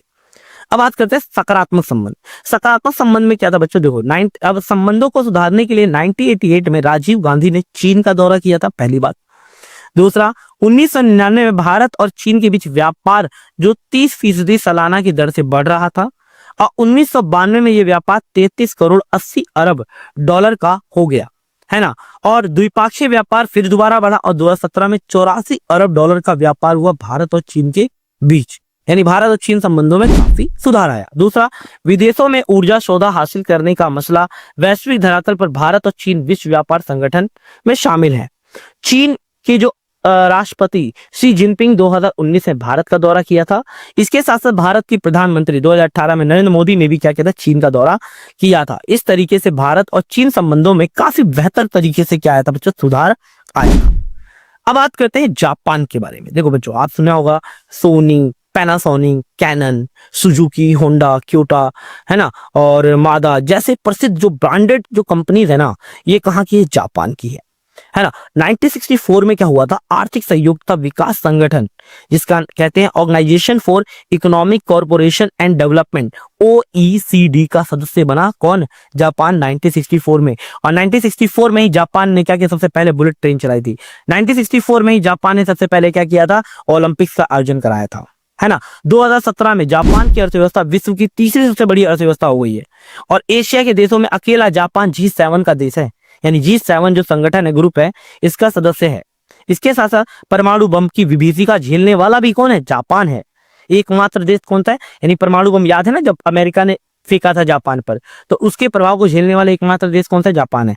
और जापान संयुक्त राष्ट्र संघ के बजट में 10% का योगदान करता है। ये है जापान की विशेषता। अब बात करते हैं दक्षिणी कोरिया के बारे में। देखो बच्चों, कोरिया एक प्रायद्वीपीय देश है जो दूसरे विश्व युद्ध के अंत में क्या होता, दक्षिणी कोरिया और उत्तरी कोरिया में बट गया था 8वें समानांतर के साथ साथ। इसके बाद क्या हुआ था बच्चों, 1960 से 1980 के दशक के बीच इसका आर्थिक शक्ति जो रूप है ना, काफी तेज हो गया था, जिसे हान नदी का चमत्कार कहा जाता है ना। बहुत ज्यादा बेहतर हो गया था आर्थिक विकास। 1996 में पोस्ट OECD का सदस्य बन गया था कौन? जापान, मतलब कोरिया, है ना। और 2017 में इसकी अर्थव्यवस्था दुनिया में 11वीं सबसे बड़ी अर्थव्यवस्था बनी और सैन्य खर्च का 10वां स्थान है सेना में, है ना। सेना में 10वां स्थान इसी का है। तो ये था बच्चों इस वीडियो का या इस चैप्टर का कंप्लीट पार्ट। अगर आप लोग वीडियो अच्छी लगी हो, इन्फॉर्मेटिव लगी, तो please video like, share and subscribe जरूर करना। मिलते एक नई वीडियो के साथ। धन्यवाद। हेलो दोस्तों, स्वागत है आपका हमारे YouTube channel DSR study point में। तो आज हम बात करने वाले हैं क्लास 12th का पॉलिटिकल साइंस का चैप्टर नंबर ये है जो 4th होने वाला है। ये इस वीडियो का फर्स्ट पार्ट है। तो चलो शुरू करते हैं और देखते हैं आखिर इसके अंदर क्या क्या होने वाला है। सबसे पहले बात कर लो, पहले बता दूं आखिर अंतरराष्ट्रीय संगठन का मतलब होता क्या है। अंतरराष्ट्रीय संगठन का मतलब क्या होता है, जिसमें बहुत सारे देश क्या होते हैं, शामिल होते हैं, उसे हम क्या कहते हैं, अंतरराष्ट्रीय संगठन कहते हैं। अब बात करते हैं आखिर अंतरराष्ट्रीय संगठन की हमें जरूरत क्यों होती है। तो अंतरराष्ट्रीय संगठन की हमें जरूरत क्यों होती है? पहला, विश्व में शांति व्यवस्था कायम करने के लिए किसकी जरूरत होती है? हमें अंतरराष्ट्रीय संगठन की जरूरत होती है। दूसरा, विश्व के आर्थिक विकास करने के लिए अलग अलग देशों का, उसके लिए। तीसरा, युद्ध को रोकने के लिए, है ना, देशों के बीच जो संघर्ष और युद्ध होता है उसको रोकने के लिए भी हमें अंतरराष्ट्रीय संगठन की जरूरत होती है। तीसरा, अंतरराष्ट्रीय सहयोग को बढ़ावा देने के लिए, ताकि देश आपस में सहयोग कर सकें। पांचवा, वैश्विक ताप वृद्धि, जैसे वैश्विक ताप वृद्धि का जैसे ग्लोबल वार्मिंग कहते हैं कि अगर दुनिया में तापमान बढ़ेगा तो जितने ग्लेशियर्स से वो पिघल जाएंगे और समुद्र का जलस्तर बढ़ जाएगा, जिससे सुनामी आ जाएगी। तो इसको रोकना, बीमारियों और महामारियों से बचाना और आतंकवाद और नए नए जो खतरे हैं इनको रोकना ही क्या है, अंतरराष्ट्रीय संगठनों का काम है। अब जब भी हम अंतरराष्ट्रीय संगठन का नाम लेते हैं, सबसे पहले हमारे दिमाग में आता है संयुक्त राष्ट्र संघ, है ना। संयुक्त राष्ट्र संघ के पहले विकास के बारे में बात करते हैं। देखो बच्चों, हुआ क्या था, यूएनओ जिसे संयुक्त राष्ट्र संघ कहते हैं, इसकी स्थापना 24 अक्टूबर 1945 को हुई थी। इससे पहले लीग ऑफ नेशन काम कर रहा था, है ना। लीग ऑफ नेशन जो है ना, इसकी स्थापना 10 जनवरी 1920 को हुई थी, है ना। और लीग ऑफ नेशन क्या हुआ था, दूसरे विश्व युद्ध को रोकने में नाकामयाब रहा था, जो 1939 से 45 के बीच हुआ था। तो कहीं ना कहीं ये जो लीग ऑफ नेशन है वो अपने काम में सफल नहीं हो पाया, जिसके कारण लीग ऑफ नेशन को हटाकर 24 अक्टूबर 1945 को यूएनओ की स्थापना की गई, या इसके उत्तराधिकारी के तौर पर इसे स्वीकार किया गया था। यूएनओ के चार्टर पर 51 देशों ने हस्ताक्षर किए थे। 51वां देश कौन था? सूडान था। इसके साथ साथ यूएनओ का जो सार्वजनिक या सबसे महत्वपूर्ण जो चेहरा होता है वो कौन होते हैं? महासचिव। वर्तमान में पुर्तगाल के एंटोनियो गुटेरस है। इससे पहले बान की मून थे, उससे पहले कोफी अनान थे, उससे पहले बुतरस घाली थे, और इसके पहले महासचिव थे टाइगर ली, है ना। अब बात करते हैं कि देखो इसमें यूएनओ की सदस्य संख्या, इसके साथ साथ यूएनओ की सदस्य संख्या 192 है, लेकिन 2011 में दक्षिणी सूडान जोड़ गया था, जिससे कारण इसकी सदस्य संख्या 193 हो गई थी। अब बात करते हैं यूएनओ की प्रमुख एजेंसियां। जैसे यूएनओ जो है वो अकेला तो काम करता नहीं है, तो यूएनओ अपना काम अलग अलग एजेंसियों के द्वारा करता है। जैसे विश्व स्वास्थ्य संगठन, जिसे वर्ल्ड हेल्थ ऑर्गेनाइजेशन कहते हैं, है ना। दूसरा आता है संयुक्त राष्ट्र संघ विकास कार्यक्रम UNDP। तीसरा आता है संयुक्त राष्ट्र संघ मानवाधिकार आयोग, जैसे UNHRC, United National High Refugee of मतलब United National Human Right Commission जो है। नेक्स्ट है संयुक्त राष्ट्रीय संघ शरणार्थी उच्च आयोग, जिसे UNHCR कहते हैं। नेक्स्ट है संयुक्त राष्ट्र संघ बाल कोष, जिसे UNICEF कहते हैं। नेक्स्ट है संयुक्त राष्ट्रीय संघ शैक्षिक, सामाजिक और सांस्कृतिक संगठन, जिसे यूनेस्को कहा जाता है। ये यूएनओ की जो है 6 महत्वपूर्ण जो है वो अंग कह लो, एजेंसियां जो हैं इसके द्वारा काम करता है। अब बात करते हैं, देखो संयुक्त राष्ट्र संघ के आखिर उद्देश्य क्या होते हैं। तो यूएनओ जो है उसका उद्देश्य क्या है? पहला, राष्ट्रीय शांति और सुरक्षा को क्या करना, बनाए रखना है। दूसरा, जो राष्ट्र है या देश है, देशों के बीच जो मैत्रीपूर्ण संबंध है उनको बढ़ावा देना है। इसके साथ साथ तीसरा, आपसी सहयोग द्वारा आर्थिक, सामाजिक, सांस्कृतिक तथा मानवीय ढंग से अंतर्राष्ट्रीय जो संगठन है या अंतर्राष्ट्रीय समस्याएं उनको क्या करना है, हल करना है।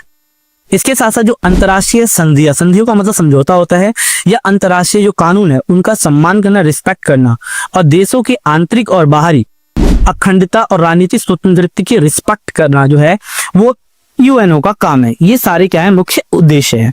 अब बात करते हैं यूएनओ के अंगों की विशेषता के बारे में। तो यूएनओ के 5 अंग है इंपॉर्टेंट जो है, जैसे पहला है सुरक्षा परिषद, दूसरा है आम सभा, तीसरा है न्यायिकता परिषद, चौथा है सचिवालय और पांचवा है आप लोगों का अंतर्राष्ट्रीय न्यायालय। ये 5 जो अंग है ये काफी ज्यादा इंपॉर्टेंट है।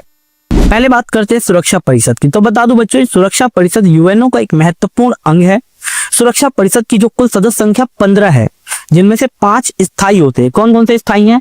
ब्रिटेन, चीन, रूस, फ्रांस, है ना। और मतलब फ्रांस हो गया, फ्रांस, ब्रिटेन, रूस, चीन और अमेरिका, ये 5 देश है ना। और 10 क्या है, अस्थायी सदस्य हैं जिनका चुनाव हर 2 साल बाद होता है। भारत भी इसका सदस्य रह चुका है, लेकिन अस्थायी, स्थायी के लिए कोशिश करता है लेकिन सफल नहीं हो पाता। वो आगे हम वीडियो में डिस्कस करेंगे। इसके साथ अब बात करते हैं, दूसरा अंग आता है आम सभा। यूएनओ का ये सबसे बड़ा अंग है, पहली बात बता दूं। दूसरा, यूएनओ के सभी सदस्यों को महासभा में बैठने का अधिकार होता है और प्रत्येक सदस्य को क्या है, यानी प्रत्येक देश को अपने 5 प्रतिनिधि भेजने का यहाँ अधिकार होता है, लेकिन उनका वोट एक ही होगा, है ना। महासभा की वर्तमान में सदस्य संख्या 193 है। भारत भी इसका सदस्य है ना। अब बात करते हैं न्यायिकता परिषद के बारे में। इसकी जो स्थापना हुई थी बच्चों, इसके स्थापना करने का मुख्य उद्देश्य क्या था? उपनिवेशवाद यानी गुलाम देशों को बनाना और साम्राज्यवाद से पीड़ित देशों की रक्षा करना था, है ना। परंतु क्या हुआ, 1 नवंबर 1994 में इसको समाप्त कर दिया गया, क्योंकि कहीं ना कहीं इसकी प्रासंगिकता अब खत्म हो चुकी है ना। अब बात करते हैं सचिवालय के। तो देखो बच्चों, ये यूएनओ का एक प्रशासनिक अंग है ना। सचिवालय में महासचिव और कार्यकारी होते हैं। इसका प्रधान जो है वो महासचिव होता है सचिवालय का। महासचिव की जो नियुक्ति होती है सुरक्षा परिषद और आम सभा, है ना, या महासभा हम कह सकते हैं कि मिलकर के भी सलाह पर करती है ना। इसके साथ साथ 5वां सबसे इंपॉर्टेंट जो अंग है वो अंतर्राष्ट्रीय न्यायालय है। ये यूएनओ का एक कानूनी अंग है। यूएनओ को कानून संबंधी जो सलाह है ना वो अंतर्राष्ट्रीय न्यायालय देता है। व्यक्तिगत झगड़े सोचोगे आप, यहाँ जाके झगड़े पेश कर लोगे तो उस पर कुछ नहीं करता ये। अंतर्राष्ट्रीय न्यायालय में 15 न्यायाधीश होते हैं जिनका चुनाव 9 वर्ष के लिए होता है। इसका मुख्यालय नीदरलैंड के हैग में है, ठीक है। अब बात करते हैं कुछ स्वयंसेवी संगठनों के बारे में, जैसे कि अगर हम बात करें एमनेस्टी इंटरनेशनल, ये क्या है बच्चों? देखो, ये एक स्वयंसेवी संगठन है। ये बेसिकली क्या काम करता है, अंतर्राष्ट्रीय स्तर पर मानव अधिकारों की रक्षा के लिए काम करता है और ये मानव अधिकारों से संबंधित जो रिपोर्ट है वो पूरे दुनिया के सामने लेकर आता है और पेश करता है। कई बार देशों को इसकी रिपोर्ट जो है ना वो अच्छी नहीं लगती है, क्योंकि कहीं ना कहीं किसी देश के द्वारा अपने लोगों पर किए जा रहे अत्याचार के बारे में ये संक्षेप में बताता है, तो देशों को इसकी रिपोर्ट कई बार अच्छी नहीं लगती है। दूसरा, एक और स्वयंसेवी संगठन जिसका नाम है ह्यूमन राइट वॉच, ये मानव अधिकार की वकालत करता है ना। और ये अमेरिका का सबसे बड़ा अंतर्राष्ट्रीय मानवाधिकार संगठन है। ये दुनिया भर का जो ध्यान है वो अधिकारों यानी मानव अधिकारों के उल्लंघन की ओर खींचता है। इसके काम क्या होते हैं? बेसिकली इसमें बारूदी सुरंग पर रोक लगाई थी, बाल सैनिकों पर रोक लगाई थी और अंतर्राष्ट्रीय दंड न्यायालय स्थापित करने के लिए अभी भी ये क्या चला रहा है, अभियान चला रहा है, ठीक है। तो ये था इस वीडियो का फर्स्ट पार्ट। अगर आप लोग वीडियो अच्छी लगी, इन्फॉर्मेटिव लगी तो please video like, share and subscribe जरूर करें। मिलते हैं नई वीडियो से, धन्यवाद।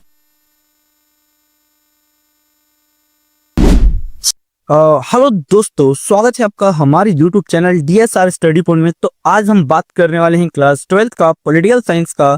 तो चैप्टर नंबर होने वाला है ये 4 है, जिसका नाम है अंतरराष्ट्रीय संगठन। इस वीडियो का फर्स्ट पार्ट मैंने अपलोड कर दिया है, ये इस वीडियो का सेकंड पार्ट है, ठीक है। तो चलो शुरू करते हैं। तो इसमें हम बात करेंगे कि आखिर 1991 के बाद विश्व राजनीति में क्या क्या बदलाव आए थे। तो देखो बच्चों, मैं आप लोगों को पहले बताया, तो अगर किसी ने फर्स्ट वीडियो इसका फर्स्ट पार्ट नहीं देखा है तो आपको समझने में बहुत ज्यादा दिक्कत होगी। पहले इसका फर्स्ट पार्ट देख के आए, फिर इसके बाद ये वीडियो देखना। तो 1991 में विश्व राजनीति में क्या क्या बदलाव आए? पहला, सोवियत संघ का अंत हो गया था। दूसरा, अमेरिका एक बहुत बड़ी महाशक्ति के रूप में उभर कर सामने आया था। तीसरा, जब सोवियत संघ का अंत हुआ तो उसका उत्तराधिकारी बनाया है रूस को, है ना। और चीन तेजी से महाशक्ति के रूप में उभरता जा रहा है। भारत भी क्या है, इसी राह पर है। इसके साथ साथ एशिया की जो अर्थव्यवस्था है वो अप्रत्याशित दर से क्या हो रही, तरक्की कर रही है। इनडायरेक्टली कहीं ना कहीं बहुत ज्यादा ग्रोथ कर रही है। और अनेक नए नए देश क्या हो रहे हैं, यूएनओ के सदस्य बन रहे हैं, है ना। इसके साथ साथ नई नई चुनौतियां भी देशों के सामने आ रही हैं, जैसे कि लोगों को मारना यानी जनसंहार, जातीय संघर्ष, श्रीलंका के बारे में पढ़ा था, आतंकवाद, ठीक है। ये सारी चीजों का क्या होता है, प्रभाव बढ़ रहा है। और परमाणिक प्रसार, परमाणिक का मतलब क्या होता है, परमाणु ऊर्जा का प्रसार हो रहा है ना। अब बात करते हैं आखिर यूएनओ की वर्तमान प्रासंगिकता क्या है। प्रासंगिकता का मतलब क्या, यूएनओ का वर्तमान महत्व है। या क्वेश्चन इस तरीके से, टॉपिक इस तरीके से, जैसे हुआ क्या था बच्चों, 2005 में क्या हुआ था, यूएनओ के 60 साल पूरे हो गए थे, जिसे हम सालगिरह भी कहते हैं। इसमें कुछ बात इसमें उठाए गए थे, कुछ कदम उठाए गए, जैसे एक शांति संस्थापक आयोग का गठन किया जाएगा।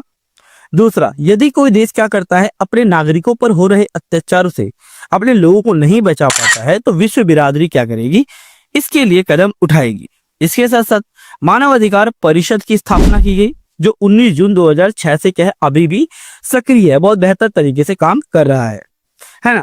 शताब्दी विकास का लक्ष्य हासिल किया गया, यानी 1000 सालों में हम क्या क्या विकास करने वाले हैं, इसके लिए विकास के लक्ष्य हासिल किए गए थे, है ना।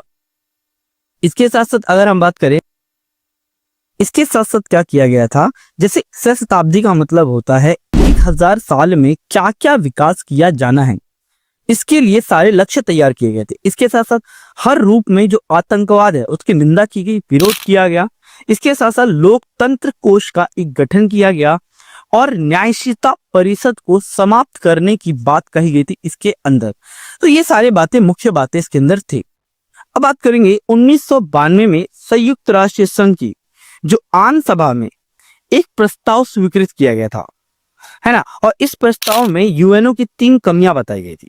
पहली कमियां, सुरक्षा परिषद में अब राजनीतिक वास्तविकताओं की नुमाइंदगी नहीं होती है, यानी राजनीतिक वास्तविकताओं पर मतलब बात नहीं करता है। इसके साथ साथ कहीं ना कहीं सुरक्षा परिषद पर यह देखा जाता है कि इस पर पश्चिमी मुल्कों का क्या होता है, हितों की छाप दिखाई देती है ना। इन और कुछ महत्वपूर्ण या ताकतवर देशों का इस पर दबदबा दिखाई देता है। इसके साथ साथ सुरक्षा परिषद में बराबर का प्रतिनिधित्व नहीं है। ये सारी कमियां क्या है, यूएनओ की है। अब बात करते हैं सुरक्षा परिषद की स्थायी या अस्थायी सदस्यता के लिए कौन से मापदंड हैं। देखो बच्चों, हुआ क्या था, कॉफी अनान जो यूएनओ के महासचिव थे 1992 के आसपास, तो इन्होंने कुछ मापदंड दिए, कुछ ऐसी कंडीशन दी जिसके हिसाब से वो देश यूएनओ का स्थायी सदस्य बन सकता है। जैसे बड़ी आर्थिक ताकत होनी चाहिए, दूसरा सैन्य ताकत बहुत ज्यादा मजबूत और बड़ी होनी चाहिए। इसके साथ साथ संयुक्त राष्ट्र संघ के बजट में समय समय पर क्या करता हो, योगदान करता हो। ऐसा देश हो जो लोकतंत्र और मानव अधिकार का पूरी तरीके से रिस्पेक्ट यानी सम्मान करता हो। नेक्स्ट है आबादी के लिहाज से बहुत बड़ा देश हो। इसके साथ साथ ये देश ऐसा हो जो अपने भूगोल, अर्थव्यवस्था, संस्कृति के लिहाज से विश्व की विविधता की नुमाइंदगी करता हो। अगर ये सारी कंडीशंस पर कोई देश उतर जाता है तो वो यूएनओ का स्थायी सदस्य बन जाता है ना। अब बात करते हैं भारत को यूएनओ में स्थायी सदस्यता क्यों मिलनी चाहिए। हमने तो बात कर ली, भारत भी कहता है कि यूएनओ में या सुरक्षा परिषद में भारत को स्थायी सदस्यता दो, तो भारत को क्यों मिलनी चाहिए। तो पहला कंडीशन, जैसे कि भारत विश्व का सबसे बड़ी आबादी वाला देश है, ये सभी को पता होना चाहिए, है ना। भारत में विश्व की लगभग कुल जनसंख्या का लगभग 1/5वां हिस्सा निवास करता है। विश्व में सबसे बड़ा लोकतांत्रिक देश है भारत। इसके साथ साथ भारत ने संयुक्त राष्ट्र संघ की लगभग हर पहलकदमी में भारत ने क्या किया है, उसका साथ दिया है। इसके साथ साथ अंतर्राष्ट्रीय फलक पर, अंतर्राष्ट्रीय स्तर पर आर्थिक शक्ति के रूप में क्या हो रहा है, भारत उभर कर सामने आ रहा है। इसके साथ साथ भारत ने संयुक्त राष्ट्र संघ के बजट में हमेशा से ही क्या किया है, नियमित रूप से योगदान किया है। तो इन सभी कंडीशन के हिसाब से देखा जाए तो भारत को यूएनओ में स्थायी सदस्यता मिलनी चाहिए, है ना। अब बात करते हैं आखिर यूएनओ में अमेरिका का ज्यादा वर्चस्व क्यों है, आखिर रीजन क्या है। देखो बच्चों, अमेरिका आप सभी को पता है सबसे बड़ी वित्तीय योगदान देने वाला देश कौन सा है, अमेरिका है। है ना। यूएनओ का मुख्यालय भी कहाँ है? अमेरिका की जमीन पर है। यूएनओ में ज्यादातर जो कर्मचारी है वो कहाँ के काम करते हैं? अमेरिका के काम करते हैं।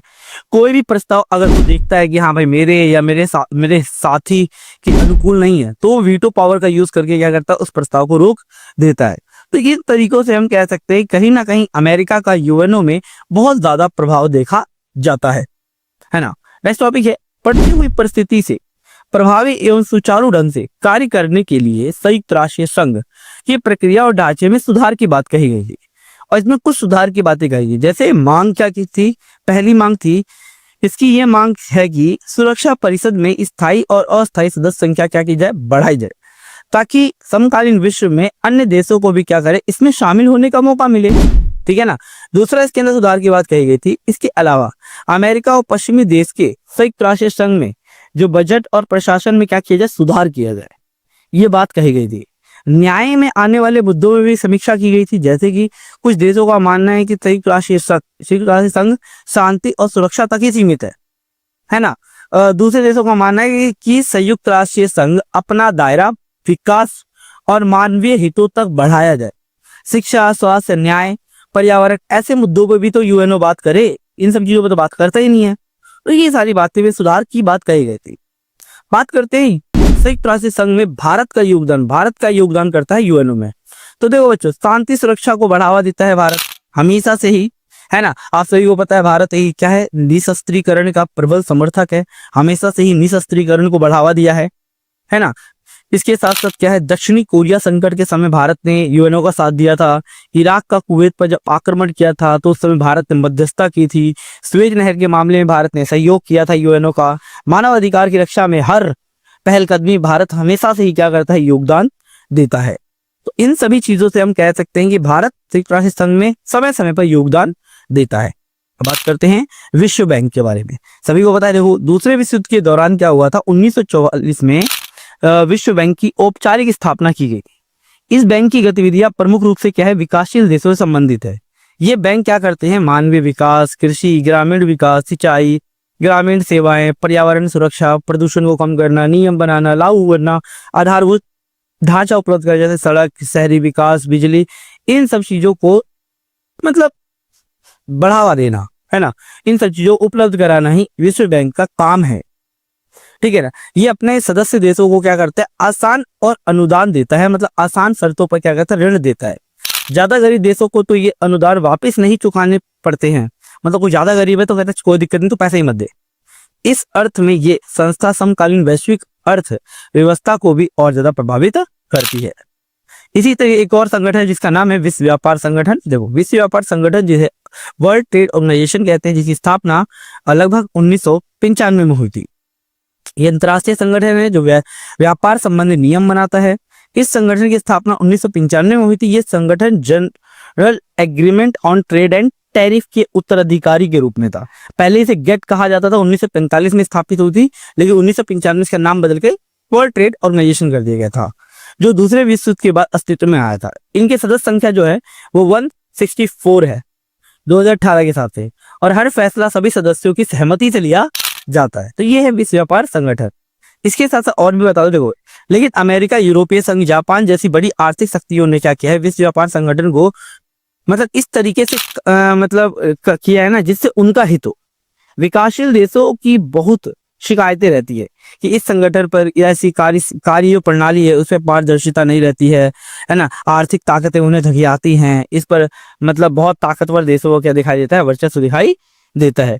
तीसरा, एक और एजेंसी जिसका नाम है अंतर्राष्ट्रीय आणविक ऊर्जा एजेंसी। देखो इंटरनेशनल एटॉमिक एनर्जी की संगठन की स्थापना 1957 में हुई थी। यह संगठन परमाणु ऊर्जा के शांतिपूर्ण उपयोग को बढ़ावा देने और सैन्य उद्देश्यों में इसके इस्तेमाल को रोकने के लिए की गई थी इसकी स्थापना। इस संगठन के आधिकारिक नियमित रूप से विश्व परमाणु सुविधाओं की जांच करते हैं ताकि परमाणु हथियारों के इस्तेमाल पर रोक लगाई जा सके, है ना। क्योंकि वरना हर किसी के पास पहुंच गया तो बहुत ज्यादा खतरनाक हो जाएगा। तो ये चीजें थी। तो बच्चों ये था इस वीडियो का सेकंड पार्ट, कंप्लीट पार्ट। अगर आप लोग वीडियो अच्छी लगी हो, इन्फॉर्मेटिव लगे तो प्लीज वीडियो को लाइक, शेयर एंड सब्सक्राइब जरूर करें। मिलते हैं नई वीडियो से, धन्यवाद। हेलो दोस्तों, स्वागत है आपका हमारे YouTube channel DSR study point में। तो आज हम बात करने वाले हैं क्लास 12th का चैप्टर नंबर 4 होने वाला है, जिसका नाम है समकालीन विश्व में सुरक्षा। तो बच्चों आओ इस चैप्टर को शुरू करते हैं। सबसे पहले अगर हम बात करें आखिर सुरक्षा जो है उसका अर्थ क्या होता है। देखो बच्चों, सुरक्षा का अर्थ होता है खतरों से आजादी।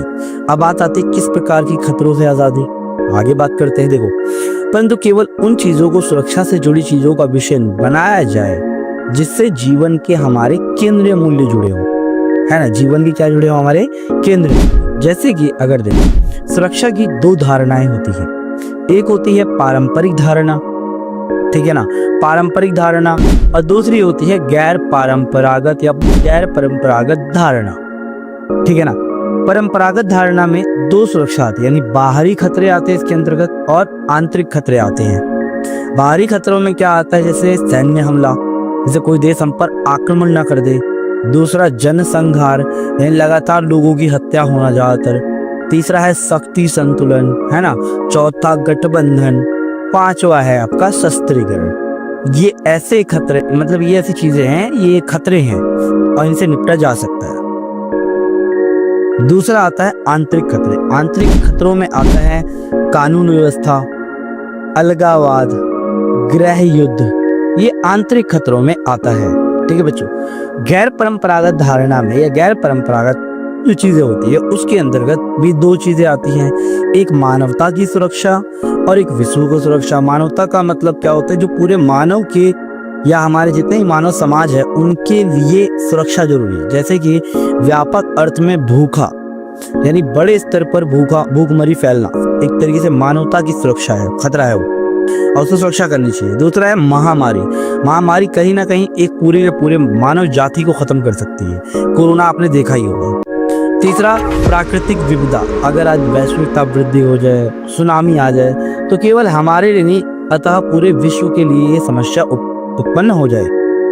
दूसरा आता है विश्व की सुरक्षा, या हम नए खतरे भी कह सकते हैं, जैसे आतंकवाद, बीमारियां, जलवायु संकट, है ना। और इसके अंदर लिख सकते हो जैसे शरणार्थी हो गया, है ना। तो ये सारी चीजें आती हैं। चलो आगे बात करते हैं। सुरक्षा के पारंपरिक धारणा, यानी बाहरी सुरक्षा में हमारी क्या क्या चीजें आती है। देखो बच्चों, इस धारणा से हमारा तात्पर्य राष्ट्रीय सुरक्षा की धारणा से होता है, यानी बाहरी सुरक्षा का मतलब क्या होता है, हमारे देश की सुरक्षा से होता है। सुरक्षा की पारंपरिक धारणा में सैन्य खतरे को किसी भी देश के लिए सबसे बड़ा खतरा माना जाता है ना, बहुत बड़ा खतरा माना जाता है। और इस खतरे का जो स्रोत होता है, या इस खतरे का जो कारण होता है, वो क्या होता है, कोई बाहरी देश होता है ना। जो सैन्य हमले की क्या करता है, हमें धमकी देता है, कहता है हम तुम्हारी संप्रभुता खत्म कर देंगे, हम तुम्हारी स्वतंत्रता खत्म कर देंगे, हम तुम लोगों में फूट डाल देंगे, क्षेत्रीय अखंडता खत्म कर देंगे। जैसे किसी भी देश जो क्या करता है, मतलब बाहरी देश हमारे केंद्रीय मूल्यों के लिए क्या करता है, खतरा उत्पन्न कर सकता है। हमारे केंद्रीय मूल्य होते हैं, इसीलिए खतरा उत्पन्न कर सकता है। सुरक्षा की अपारंपरिक धारणा किसे कहते हो। सुरक्षा की अपारंपरिक धारणा में क्या होता है, इनमें उन सभी खतरों शामिल होते हैं, या दूसरे शब्दों में कहें जो किसी एक देश के लिए नहीं, पूरे के पूरे विश्व के लिए खतरनाक, और इनका समाधान कोई एक देश अकेला नहीं कर सकता, पूरे विश्व को करना पड़ेगा।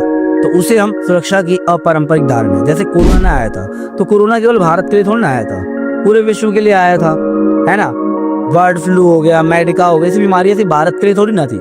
वैश्विक ताप वृद्धि से भारत को थोड़ा नुकसान होगा, पूरे विश्व को नुकसान होगा। तो ये सारी चीजें होती है। दूसरे शब्दों में कहें तो ऐसे खतरे जो पूरी मानव जाति के लिए खतरनाक हो सकते हैं, उसे अपारंपरिक धारणा कहते हैं। जैसे ग्लोबल वार्मिंग हो गया, आप सभी को जानते हैं। वैश्विक ताप वृद्धि, वैश्विक ताप वृद्धि किसे कहते हैं, जैसे विश्व का तापमान बढ़ेगा तो क्या होगा, ग्लेशियर्स पिघलेंगे तो समुद्र का जलस्तर बढ़ेगा, जिससे सुनामी आ जाएगी और सारे द्वीपीय जो देश है वो नष्ट हो जाएगी। दूसरा प्रदूषण एक वैश्विक समस्या है। तीसरा प्राकृतिक विपदा, कोई प्राकृतिक नेचुरल डिजास्टर आ जाए, भूकंप, सुनामी, ये चीजें। निर्धनता, गरीबी हम लोगों के लिए, पूरे विश्व के लिए एक समस्या है।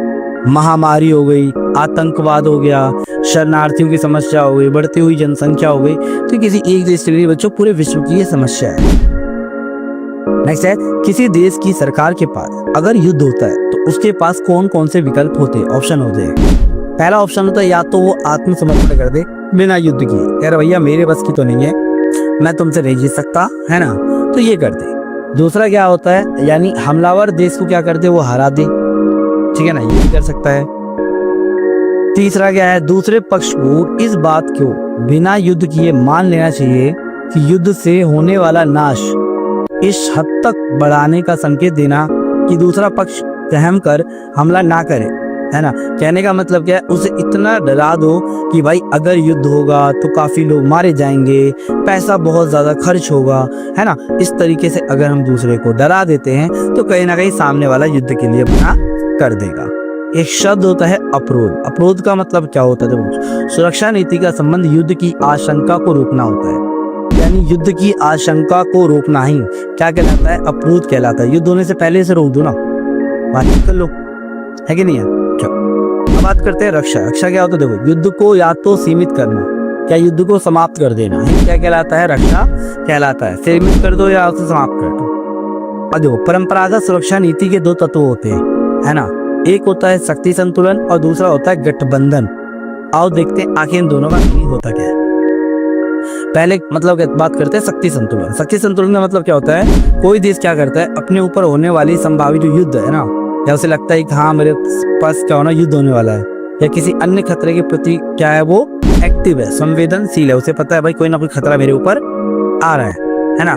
ऐसी कंडीशन में या क्या करता है कोई भी देश, पहले अपने आस पड़ोस में देखता है कि कौन ताकतवर है और कौन कमजोर है। इससे वो इस बात का पता आसानी से लगा सकता है कि भविष्य में कौन सा देश उसे खतरा उत्पन्न कर सकता है और खतरा नहीं उत्पन्न कर सकता। तो जो खतरा उत्पन्न कर सकता है, जो ताकतवर है, उसके साथ वो क्या करेगा? शक्ति संतुलन करेगा। ठीक है। तो नेक्स्ट आता है गठबंधन। गठबंधन का मतलब क्या होता है? गठबंधन में बहुत सारे देश शामिल होते हैं जो सैन्य हमले को रोकने अथवा उसे रक्षा करने का काम करते हैं, है ना।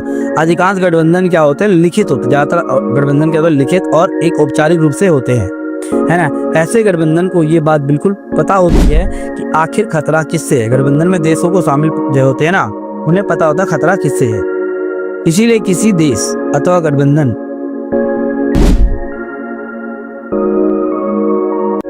किसी देश अथवा गठबंधन की तुलना में अपनी ताकत का असर क्या करता है? बढ़ाता है। ऐसे गठबंधन जो बढ़ाते हैं, जैसे आप देख लो, ब्रिक्स हो गया, दक्षेस हो गया, शार्क हो गया, आसियान हो गया, है ना। ठीक, बात करते हैं गठबंधन का आधार क्या होता है। पहला याद होना, मैंने बोला कि किसी देश अथवा गठबंधन की तुलना में ये अपनी ताकत का असर बढ़ाते हैं।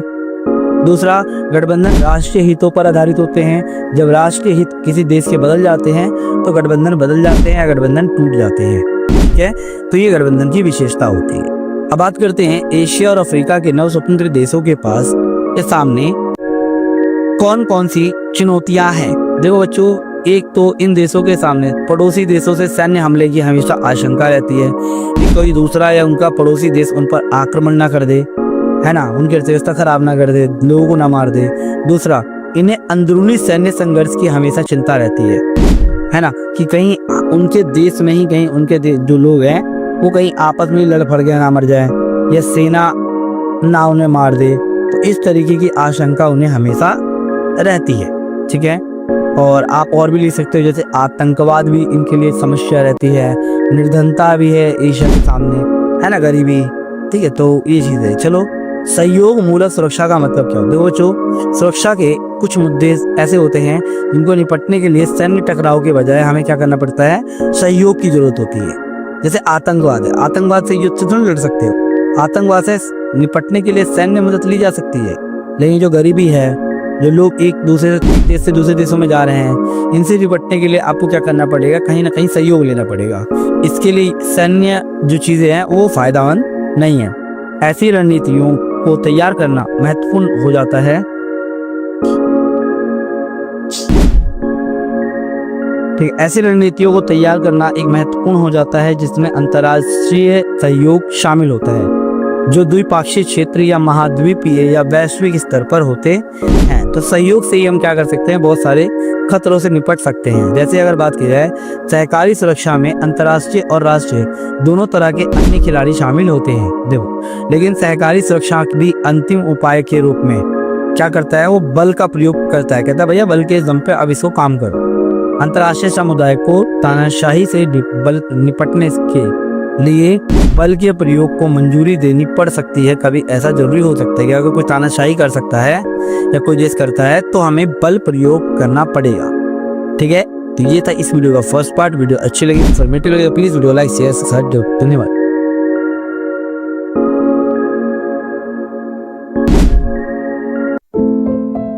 हेलो मेरे प्यारे दोस्तों, स्वागत है आपका हमारे YouTube channel DSR study point में। तो बच्चों, आज हम बात करने वाले हैं क्लास 12th की जो पॉलिटिकल साइंस की जो सेकंड बुक है, जिसका नाम है राष्ट्र निर्माण की चुनौतियां। इसके पार्ट 1 के बारे में डिस्कस करने वाले हैं। कमेंट्स आ रहे थे कि सर पॉलिटिकल भी पढ़ाइए, 12th क्लास की पॉलिटिकल की काफी ज्यादा डिमांड आ रही थी, तो मैंने इसलिए पॉलिटिकल की अब शुरू जो सीरीज है वो शुरू कर दी है। और मेरी कोशिश है कि आपके पेपर तक आप लोगों को सारी की सारी वीडियोस प्रोवाइड करवा दूंगा।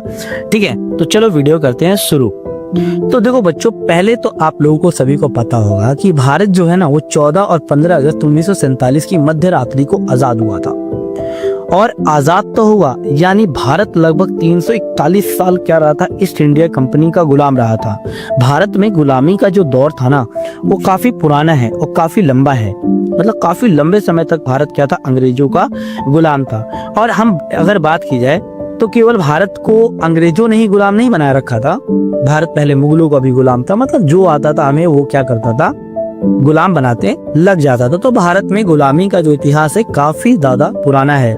जैसे भारत में पहले मुगलों ने शासन किया, फिर ईस्ट इंडिया कंपनी ने शासन किया, है ना। ईस्ट इंडिया कंपनी का भी काफी लंबे समय तक तो रहा था। और आजादी में भारत ने मेहनत, यानी भारतीय लोगों ने बहुत त्याग भी किया है। तो इस प्रकार से 14 और 15 अगस्त 1947 की मध्य रात्रि को हमें संपूर्ण आजादी प्राप्त हुई थी। ठीक है ना। अब हुआ क्या था, इसी दिन जवाहरलाल नेहरू जो भारत के प्रथम प्रधानमंत्री थे, जवाहरलाल नेहरू ने लाल किले के समक्ष या लाल किले पर, है ना, वहां उन्होंने क्या किया था, एक काफी प्रशिक्षित मतलब जो ना प्रसिद्ध वो एक मतलब भाषण दिया था। उनके भाषण को कहा जाता है भाग्य वधु से चिर प्रतीक्षित भेंट, यानी ट्रिस्ट विद डेस्टिनी। इनके इस भाषण को कहते हैं। जवाहरलाल नेहरू द्वारा ये दिया गया था। उन्होंने समझाया था कि किस तरीके से हमें जो आजादी मिली है, आजादी को हमें किस तरीके से इसको यूटिलाइज करना है और हमें दोबारा किसी का उपनिवेश नहीं बनना है। अब हुआ क्या, आजादी के जब हमें आजादी तो मिल चुकी थी, तो आजादी के बाद क्या हुआ बच्चों, अब केवल हमारे लिए आजादी संभव नहीं थी ना। आजादी के बाद भारत के सामने 3 प्रमुख चुनौतियां थी। पहला क्या था, लोगों को एकता के सूत्र में बांधने की। ठीक है, अब एकता के सूत्र में बांधने की कैसी बच्चों की, जैसे भारत में उस टाइम पे क्या था, अलग अलग धर्म थे, अलग अलग संस्कृतियां थी, अलग अलग जातियां थी, है ना, और अलग अलग भाषा थे। ठीक है, अलग अलग संप्रदाय थे। और इन सभी चीजों को एक साथ लेकर चलना किसी भी देश के लिए बहुत ज्यादा मुश्किल था। तो भारत के सामने पहली चुनौती ये थी। दूसरी चुनौती क्या थी बच्चों, एक लोकतंत्र स्थापित करना जो हमारे संविधान से मेल खाए, क्योंकि उस समय भारत का ज्यादातर संविधान रेडी हो चुका था। तो हमें एक ऐसा संविधान स्थापित करना था जो लोकतंत्र को एक्सेप्ट करे, लोगों को अधिकार दे, है ना बच्चों, वोट डालने का अधिकार दे, है ना, और लोगों को मौलिक अधिकार दे, गारंटी दे जबकि। तो इस तरीके से क्या हुआ था, कैसे लोकतंत्र स्थापित करें जो हमारे संविधान से मेल खाए। तीसरी हमारे पास चुनौती जाती सबका विकास करना, क्योंकि हो क्या रहा था बच्चों, संविधान में ये बात पहले ही साफ कर दी गई थी कि सबके साथ समानता का बर्ताव किया जाएगा। और सामाजिक रूप से जो वंचित लोग हैं ना, ठीक है, या मतलब जो पिछड़े लोग हैं, उनको धार्मिक और सांस्कृतिक अल्पसंख्यक समुदाय को विशेष सुरक्षा दी जाएगी, जिसे हम रिजर्वेशन भी कहते हैं। असली चुनौती ये नहीं थी, असली चुनौती हमारे पास आर्थिक विकास की थी और गरीबी खत्म करने की थी, क्योंकि उस समय भारत का आर्थिक विकास बहुत नीचे था और गरीबों की संख्या भारत में बहुत ज्यादा थी। तो ये समस्या थी, लेकिन भारत ने क्या किया था, इन तीनों समस्याओं को क्या कर लिया था, निपट लिया था। लेकिन आपको पता है ना, भारत एक ऐसा देश है जहां एक पे एक समस्या आती रहती है। इसके बाद हमारे पास अब एक नई चुनौती क्या आ गई बच्चों, विभाजन। यानी आजादी के बाद हमें क्या मिला, विभाजन। अब विभाजन में हुआ क्या कि मुस्लिम लीग जो पार्टी थी, जो मुस्लिमों का समर्थन कर रही थी, उसने द्विराष्ट्र सिद्धांत दे दिया था। अब द्विराष्ट्र सिद्धांत क्या था बच्चों, द्विराष्ट्र सिद्धांत में यह कहा गया था कि भारत किसी एक कौम का नहीं बल्कि 2 कौमों का देश है, यानी हिंदू और मुस्लिम, ये 2 कौमों का देश है। तो इसीलिए क्या किया जाए, भारत का विभाजन कर लिया जाए और हिंदू और मुस्लिम जैसे 2 समुदायों के लिए अलग अलग स्थान आरक्षित किए जाए। अब हुआ क्या था बच्चों, विभाजन का आधार बनाया गया था धार्मिक बहुसंख्यक, यानी जिन क्षेत्रों में ज्यादातर हिंदू रहते हैं उसे हिंदुस्तान कहा जाएगा और जिन क्षेत्रों में मुस्लिम ज्यादा रहते हैं उसे पाकिस्तान कहा जाएगा। ये विभाजन का आधार बनाया गया था। अब चलो विभाजन में तो जिन्ना ने तो मांग कर दी पाकिस्तान की, लेकिन अब विभाजन में समस्या भी बहुत ज्यादा आ रही थी। तो हमारे सामने विभाजन में 4 समस्याएं थी। जैसे अगर पहली समस्या देखी जाए तो बच्चों ब्रिटिश इंडिया, क्योंकि उस समय ब्रिटिशर्स का भारत में शासन था, तो ब्रिटिश इंडिया में ऐसा कोई भी इलाका नहीं था जहां मुसलमान बहुसंख्यक थे। ऐसे 2 इलाके थे बच्चों जहां मुस्लिमों की आबादी बहुत ज्यादा थी, ठीक है, और एक इलाका पश्चिम में था और दूसरा इलाका पूरब में था। और ऐसा कोई तरीका ही नहीं था हमारे पास कि इन दोनों इलाकों को जोड़कर एक जगह बना दिया जाए।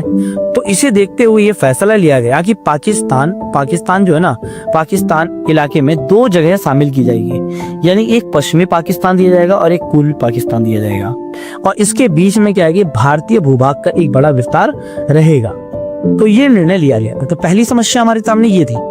दूसरी वाली समस्या क्या थी बच्चों, कि दूसरी समस्या थी मुस्लिम बहुल, जहां मुस्लिमों की संख्या ज्यादा है, वो हर इलाका पाकिस्तान में जाने को राजी नहीं था। जैसे कि एक व्यक्ति है जिनका नाम है खान अब्दुल गफ्फार। ये पश्चिमोत्तर सीमा प्रांत के निर्विवाद नेता थे। इन्हें इतिहास में सीमांत गांधी भी कहा जाता है। ये कड़े द्विराष्ट्र सिद्धांत के कड़े विरोधी थे। इन्होंने कहा नहीं भाई ये चीज तो गलत है, हम भारत को कभी बंटवारा नहीं चाहते। तो खान अब्दुल गफ्फार ने कहा, और संयोग से क्या हुआ कि इनकी बात को अनदेखा किया गया और उनकी आवाज की अनदेखी की गई और पश्चिमोत्तर सीमा प्रांत को क्या कर दिया गया था, पाकिस्तान में शामिल कर लिया गया, जिसके कारण क्या हुआ था, रुष्ट हो गए थे खान अब्दुल गफ्फार। तीसरी हमारे सामने समस्या क्या थी बच्चों, ब्रिटिश इंडिया के जो मुस्लिम बहुल प्रांत है, जैसे पंजाब हो गया, बंगाल हो गया, में अनेक हिंसक बहुसंख्यक मतलब हिस्से जो थे ना, उसमें बहुसंख्यक गैर मुस्लिम आबादी रहती थी, ठीक है। ऐसे में फैसला हुआ कि इन दोनों प्रांतों में से बंटवारा क्या होगा, धार्मिक बहुसंख्यक के आधार पर होगा। मतलब क्या था कि जो पंजाब था, बंगाल था, हिंदू भी थे, मुस्लिम भी थे, तो इस प्रांत का भी विभाजन किया गया था। तो आपको पता लाहौर एक पाकिस्तान में भी, एक भारत में भी है ना। बंगाल का विभाजन किया गया था। तो इस तरीके से निर्णय लिया गया था। पंजाब, लेकिन विभाजन का सबसे ज्यादा प्रभाव अगर देखा गया ना, तो पंजाब और बंगाल का देखा गया। यानी पंजाब और बंगाल का बंटवारा विभाजन का सबसे बड़ा त्रासदी साबित हुआ था, क्योंकि यहाँ लोगों की सबसे ज्यादा हत्याएं हुई थी, ठीक है ना, बहुत ज्यादा लोगों की हत्याएं हो गई थी। ये सारी दिक्कत आ रही थी। चौथी समस्या ये थी बच्चों, सबसे अबूझ घटना थी कि अल्पसंख्यकों की थी, क्योंकि दोनों सीमा के दोनों तरफ अल्पसंख्यक थे। जो इलाके अब पाकिस्तान में हैं, वहां लाखों की संख्या में हिंदू और सिख भी थे। ठीक इसी तरीके से जो इलाके पंजाब और बंगाल में हैं, वहां पे भी बहुत सारे सिख और हिंदू थे, मुस्लिम आबादी थी। तो यार इन सब चीजों को किस तरीके से बंटवारा किया जाएगा, इस बात पर जब डिस्कशन हो ही रहा था कि भाई अचानक में क्या हो गया, विभाजन का विपुल बच गया, ठीक है ना। अचानक विभाजन हो गया और एक संप्रदाय के लोगों ने दूसरे संप्रदाय के लोगों को बेरहमी से मारा था।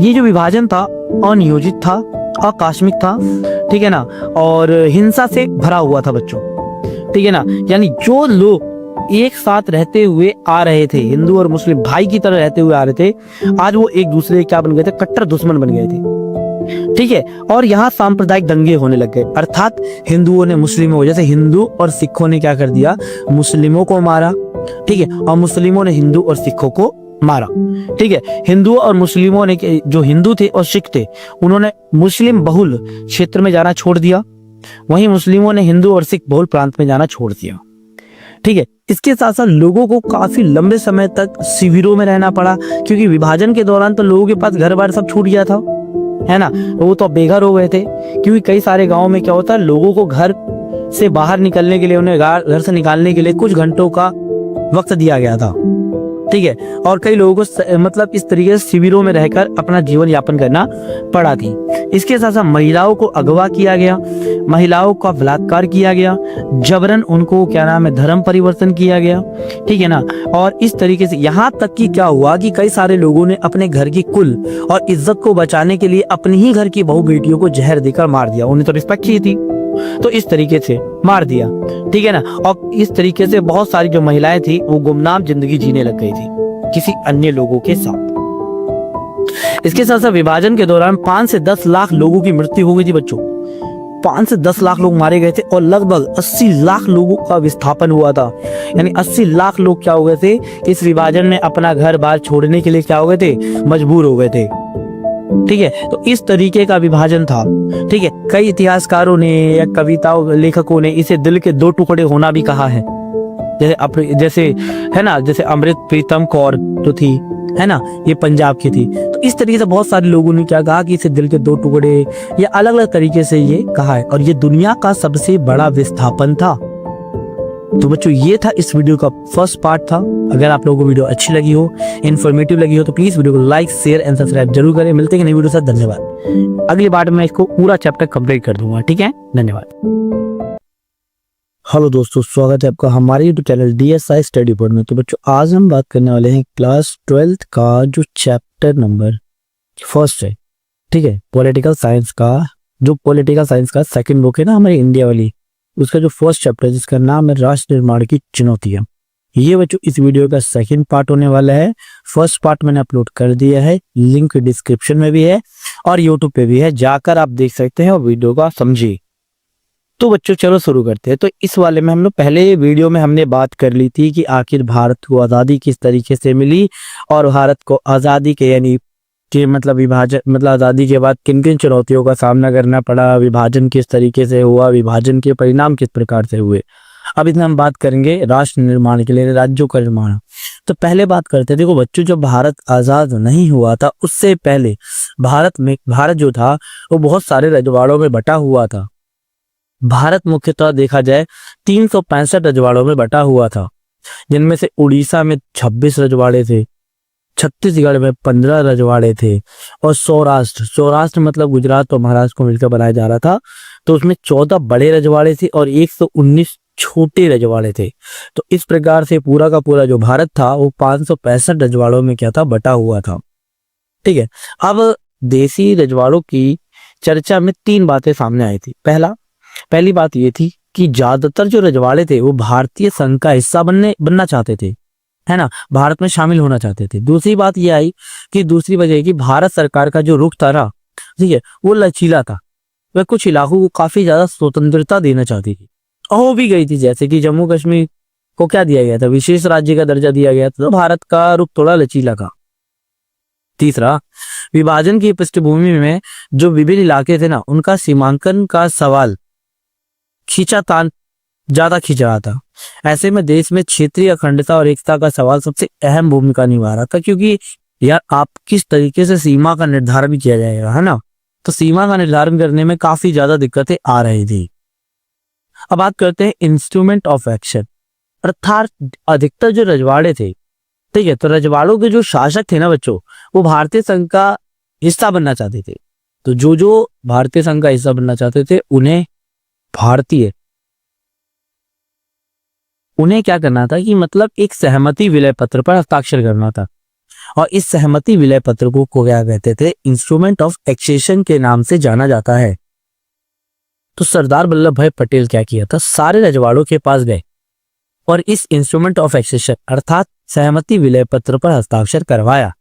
ठीक है, लेकिन आरंभ में क्या हुआ कि 4 रजवाड़े ऐसे थे जो भारतीय संघ में शामिल नहीं होना चाहते थे, जैसे कि जम्मू कश्मीर, दूसरा हैदराबाद, तीसरा मणिपुर और चौथा जूनागढ़। ये रियासतें भारतीय संघ का हिस्सा नहीं बनना चाहती थी। ठीक है, जम्मू कश्मीर के बारे में तो हम आगे करेंगे, या जो जम्मू कश्मीर के बारे में, जूनागढ़ के बारे में हमारे इतना ज्यादा नहीं दे रखा बुक में, हमें ज्यादातर हैदराबाद और मणिपुर के बारे में देखना है। तो जैसे अगर हैदराबाद के बारे में बात की जाए तो बच्चे इस चीज को याद ना, हैदराबाद के राजा को निजाम कहा जाता था और वे दुनिया के सबसे अमीर लोगों में से एक थे, मतलब दुनिया में काफी अमीर लोगों में बेशुमार थे ये।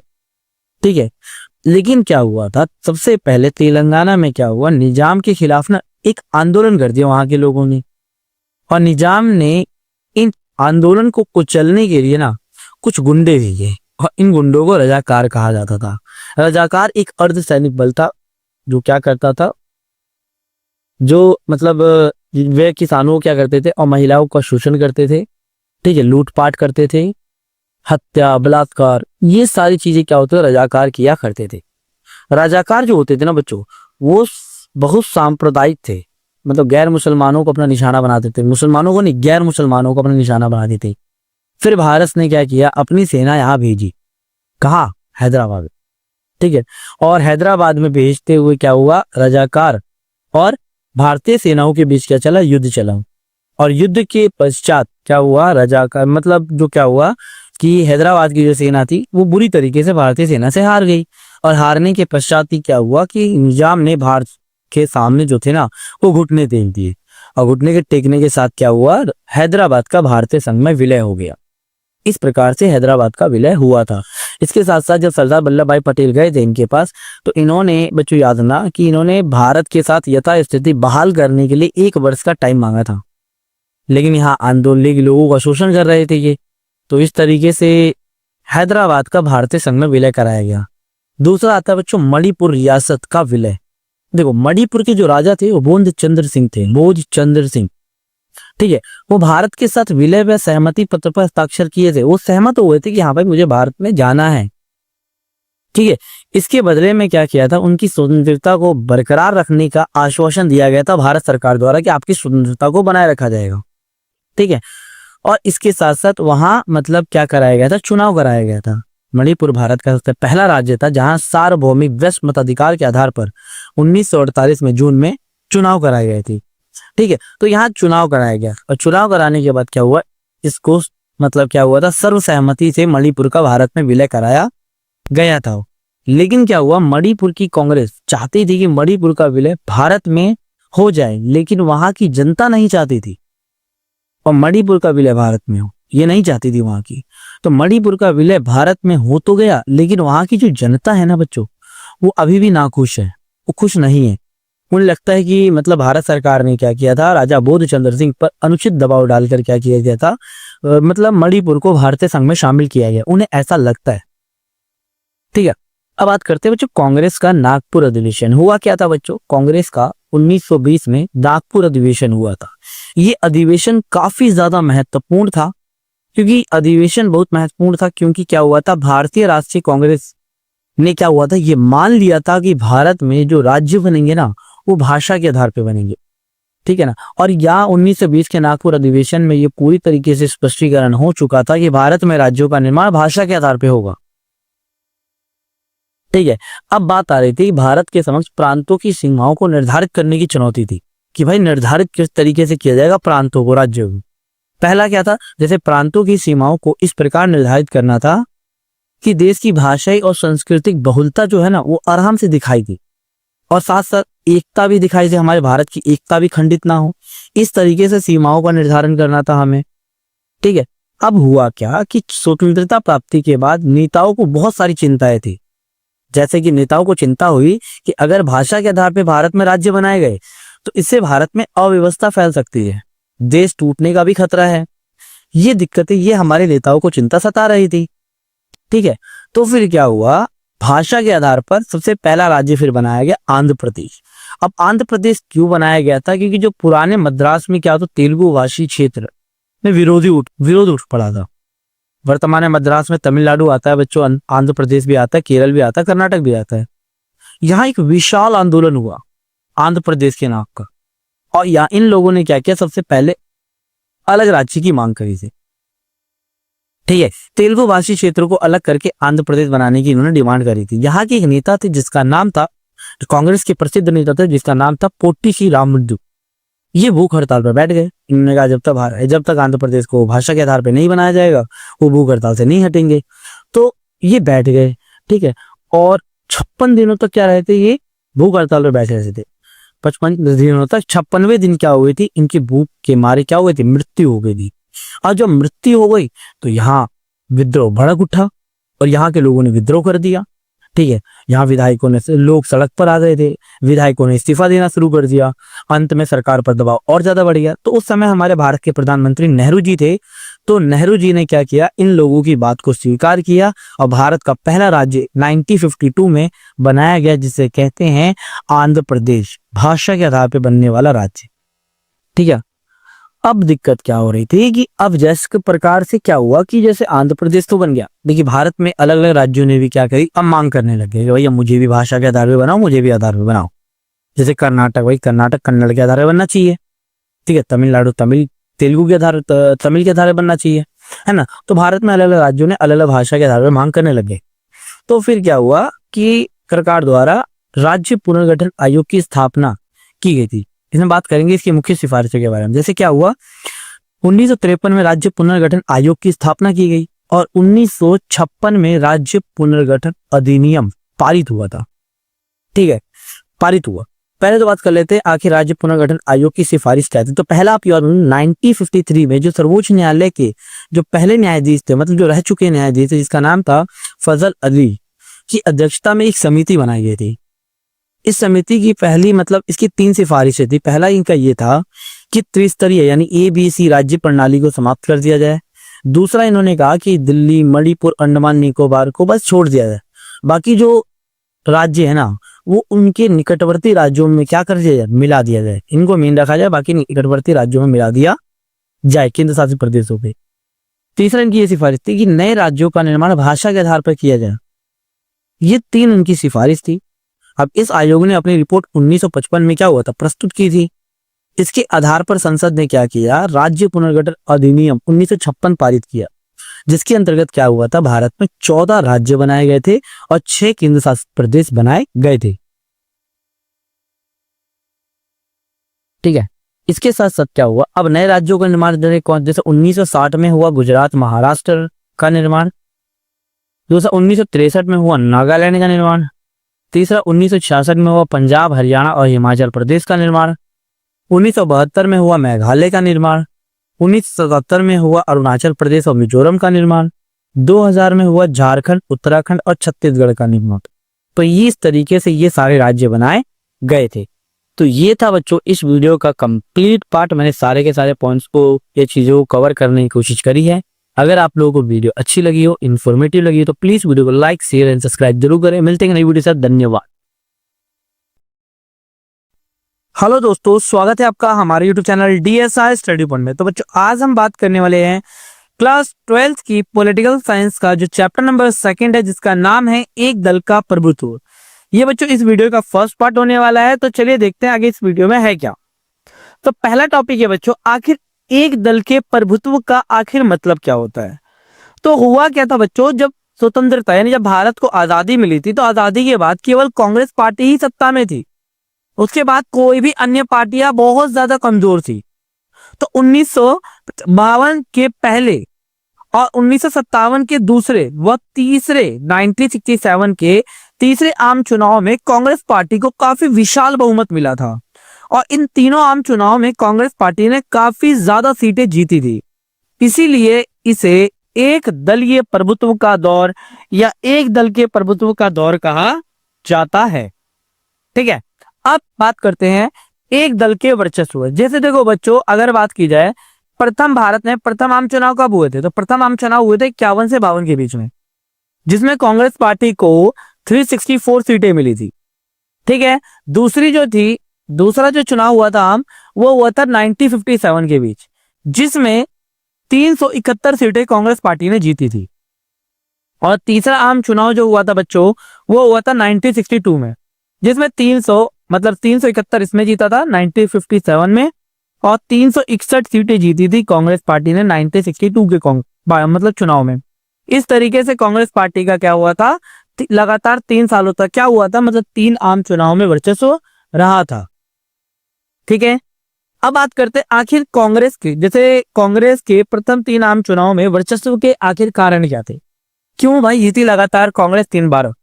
ठीक है, तो पहला क्या था बच्चों, स्वतंत्रता संग्राम में महत्वपूर्ण भूमिका। कांग्रेस पार्टी जो थी उसने स्वतंत्रता संग्राम में काफी महत्वपूर्ण भूमिका निभाई थी।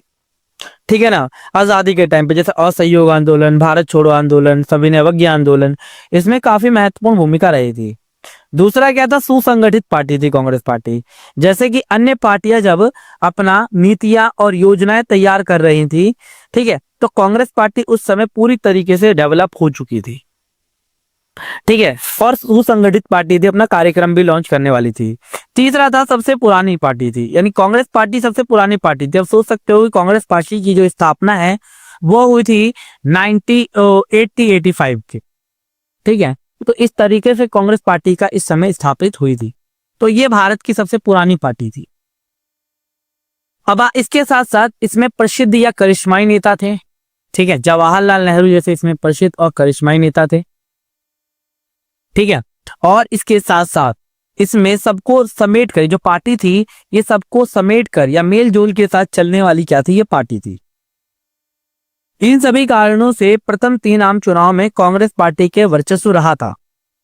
अब बात करेंगे चुनाव आयोग के बारे में। तो देखो बच्चों, भारत में चुनाव कराने की जो मुख्य जिम्मेदारी है वो चुनाव आयोग के पास होती है और चुनाव आयोग को ही निर्वाचन आयोग कहते हैं। चुनाव आयोग की जो स्थापना हुई थी वो 1950 में हुई थी, ठीक है। और चुनाव आयोग को पहले जो चुनाव आयुक्त थे बच्चों वो थे सुकुमार सेन, ठीक है ना।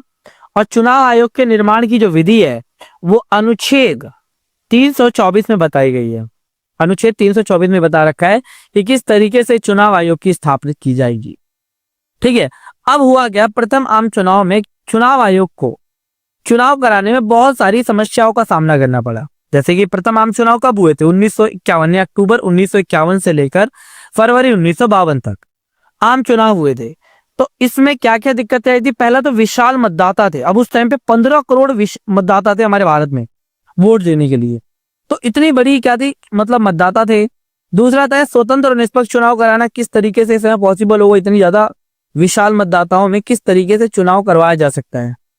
इसके साथ साथ महिलाओं के नाम गलत दर्ज थे। मतलब अगर देखा जाए तो 40 लाख महिलाओं के जो नाम थे वो गलत दर्ज थे। जैसे कहीं गई अलाना की बेटी, फलाना की बेटी, इस तरीके से क्या थे, महिलाओं के नाम दर्ज किए गए थे, ठीक है। और इसके साथ साथ शिक्षा का अभाव था। मतलब उस समय भारत में क्या था, शिक्षा का अभाव था।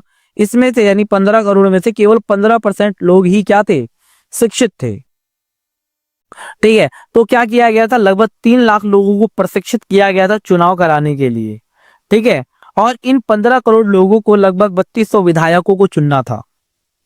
तो ये समस्या आई थी भारत को पहले आम चुनाव को करवाने में, ठीक है। इसके साथ साथ पहले आम चुनाव में राय क्या थी, तो अलग अलग लोग अलग अलग, जैसे एक हिंदुस्तानी संपादक ने ये लिखा था कि ये इतिहास का सबसे बड़ा जुआ है जो जवाहरलाल नेहरू करे जा रहे हैं, ठीक है। ऑर्गेनाइजर नामक एक पत्रिका ने लिखा है कि अपने जीवित रहते ही ये देख लेंगे जवाहरलाल नेहरू और पछताएंगे कि भारत में सार्वभौमिक जो वयस्क मताधिकार है किस तरीके से असफल होने वाला है, ठीक है। ऑर्गेनाइजर नामक जो पत्रिका थी इसने ये बात कही थी, ठीक है। अब बात करते हो पहला आम चुनाव जो है 1952 के जो चुनाव हुए थे उसके परिणाम क्या हुए थे।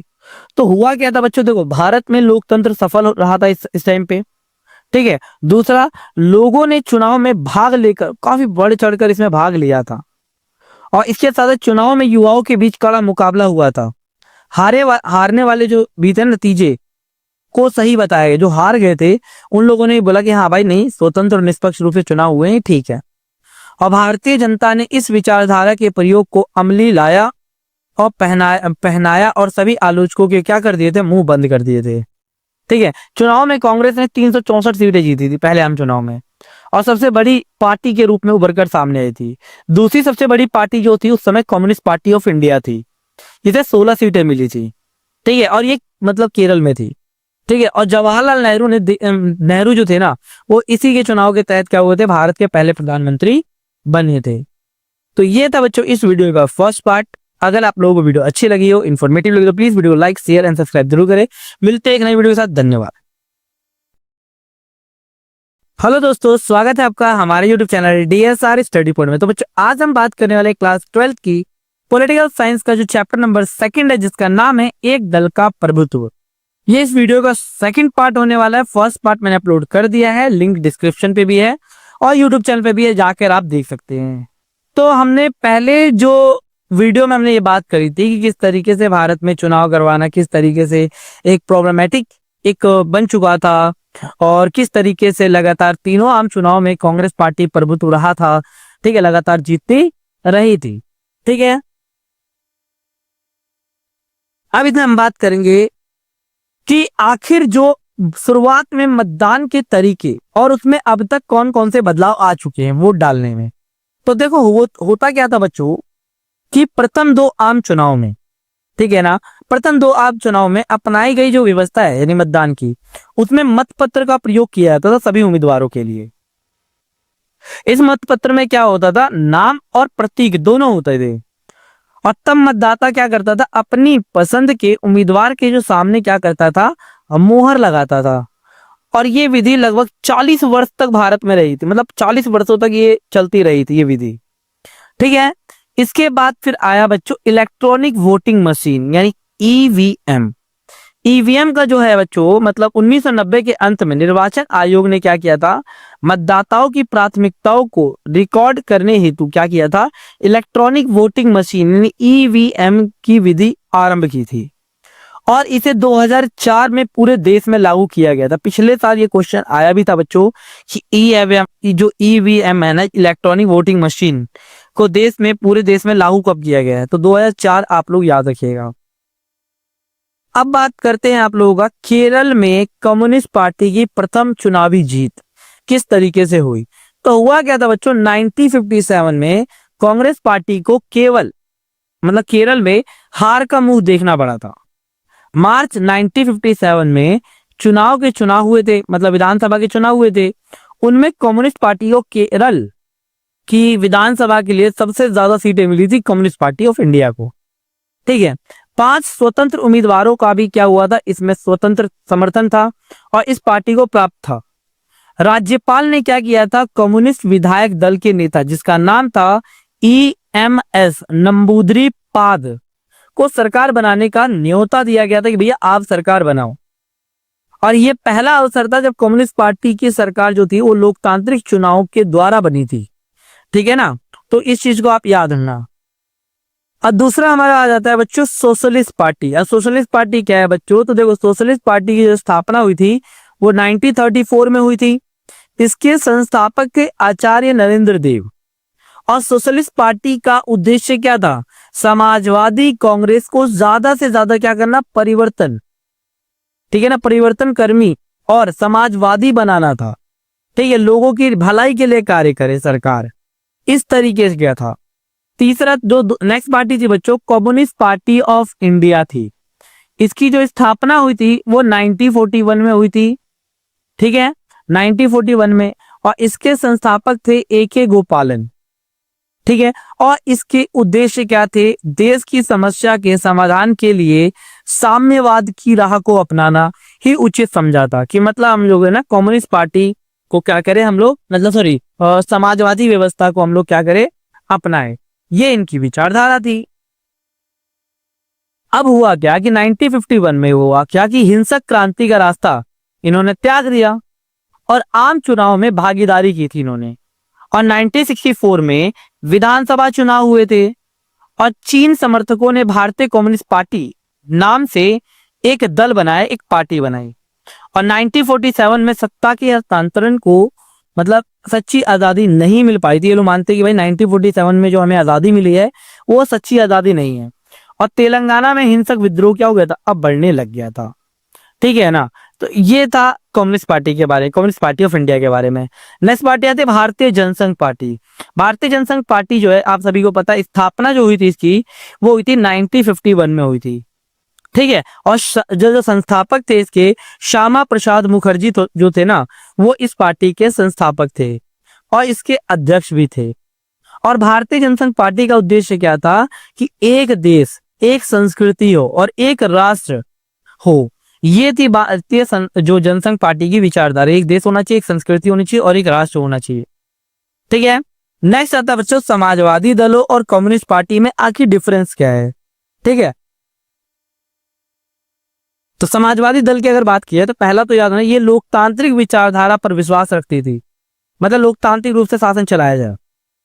दूसरा, पूंजीवादी और सामंतवादी को पूर्णतः समाप्त करना चाहती थी जो समाजवादी पार्टी थी। कहता भाई पूंजीवाद और सामंतवादी व्यवस्था को समाप्त कर दीजिए। सामंतवादी में मतलब क्या होता है, जो उच्च वर्ग के जो अमीर लोग नहीं होते है ना, वो जैसे कि मतलब यूरोप में हुआ था उस प्रकार का था। सामाजिक न्याय को प्राप्त करने के लिए लोकतांत्रिक तरीके पर विश्वास किया जाना चाहिए। ये समाजवादी पार्टी की विचारधारा थी। ठीक है, अब कम्युनिस्ट पार्टी जो थी वो ये कह रही थी ये सर्वहारा का अधीनावादी में विश्वास करते थे। पूंजीवाद और सामंतवाद को पूर्णतः समाप्त करने के पक्षधर थे। ये कहते थे हाँ भाई समाप्त करना चाहिए। समाजवादी जो दल था ना वो पूंजीवाद और सामंतवाद को पूर्णतः समाप्त करना नहीं चाहता था। समाजवादी नहीं चाहते थे, लेकिन कम्युनिस्ट पार्टी चाहती थी। और ये अपने उद्देश्य को प्राप्त करने हेतु क्या करते थे, हिंसक साधनों में विश्वास रखते थे। ये भैया अगर जरूरत पड़ जाए तो हिंसक साधनों यानी लड़ाई झगड़े करके भी क्या कर सकते हैं ये लोग, अपने उद्देश्यों को प्राप्त कर सकते हैं। तो ये था बच्चों इस चैप्टर का कंप्लीट पार्ट। ठीक है, तो इसमें जो भी आप लोगों के मेन टॉपिक्स थे मैंने आप लोगों को समझा दिए हैं। ठीक है, अगर वीडियो अच्छी लगी, इन्फॉर्मेटिव लगी तो प्लीज वीडियो को लाइक शेयर एंड सब्सक्राइब जरूर करें। मिलते हैं नई वीडियो, धन्यवाद।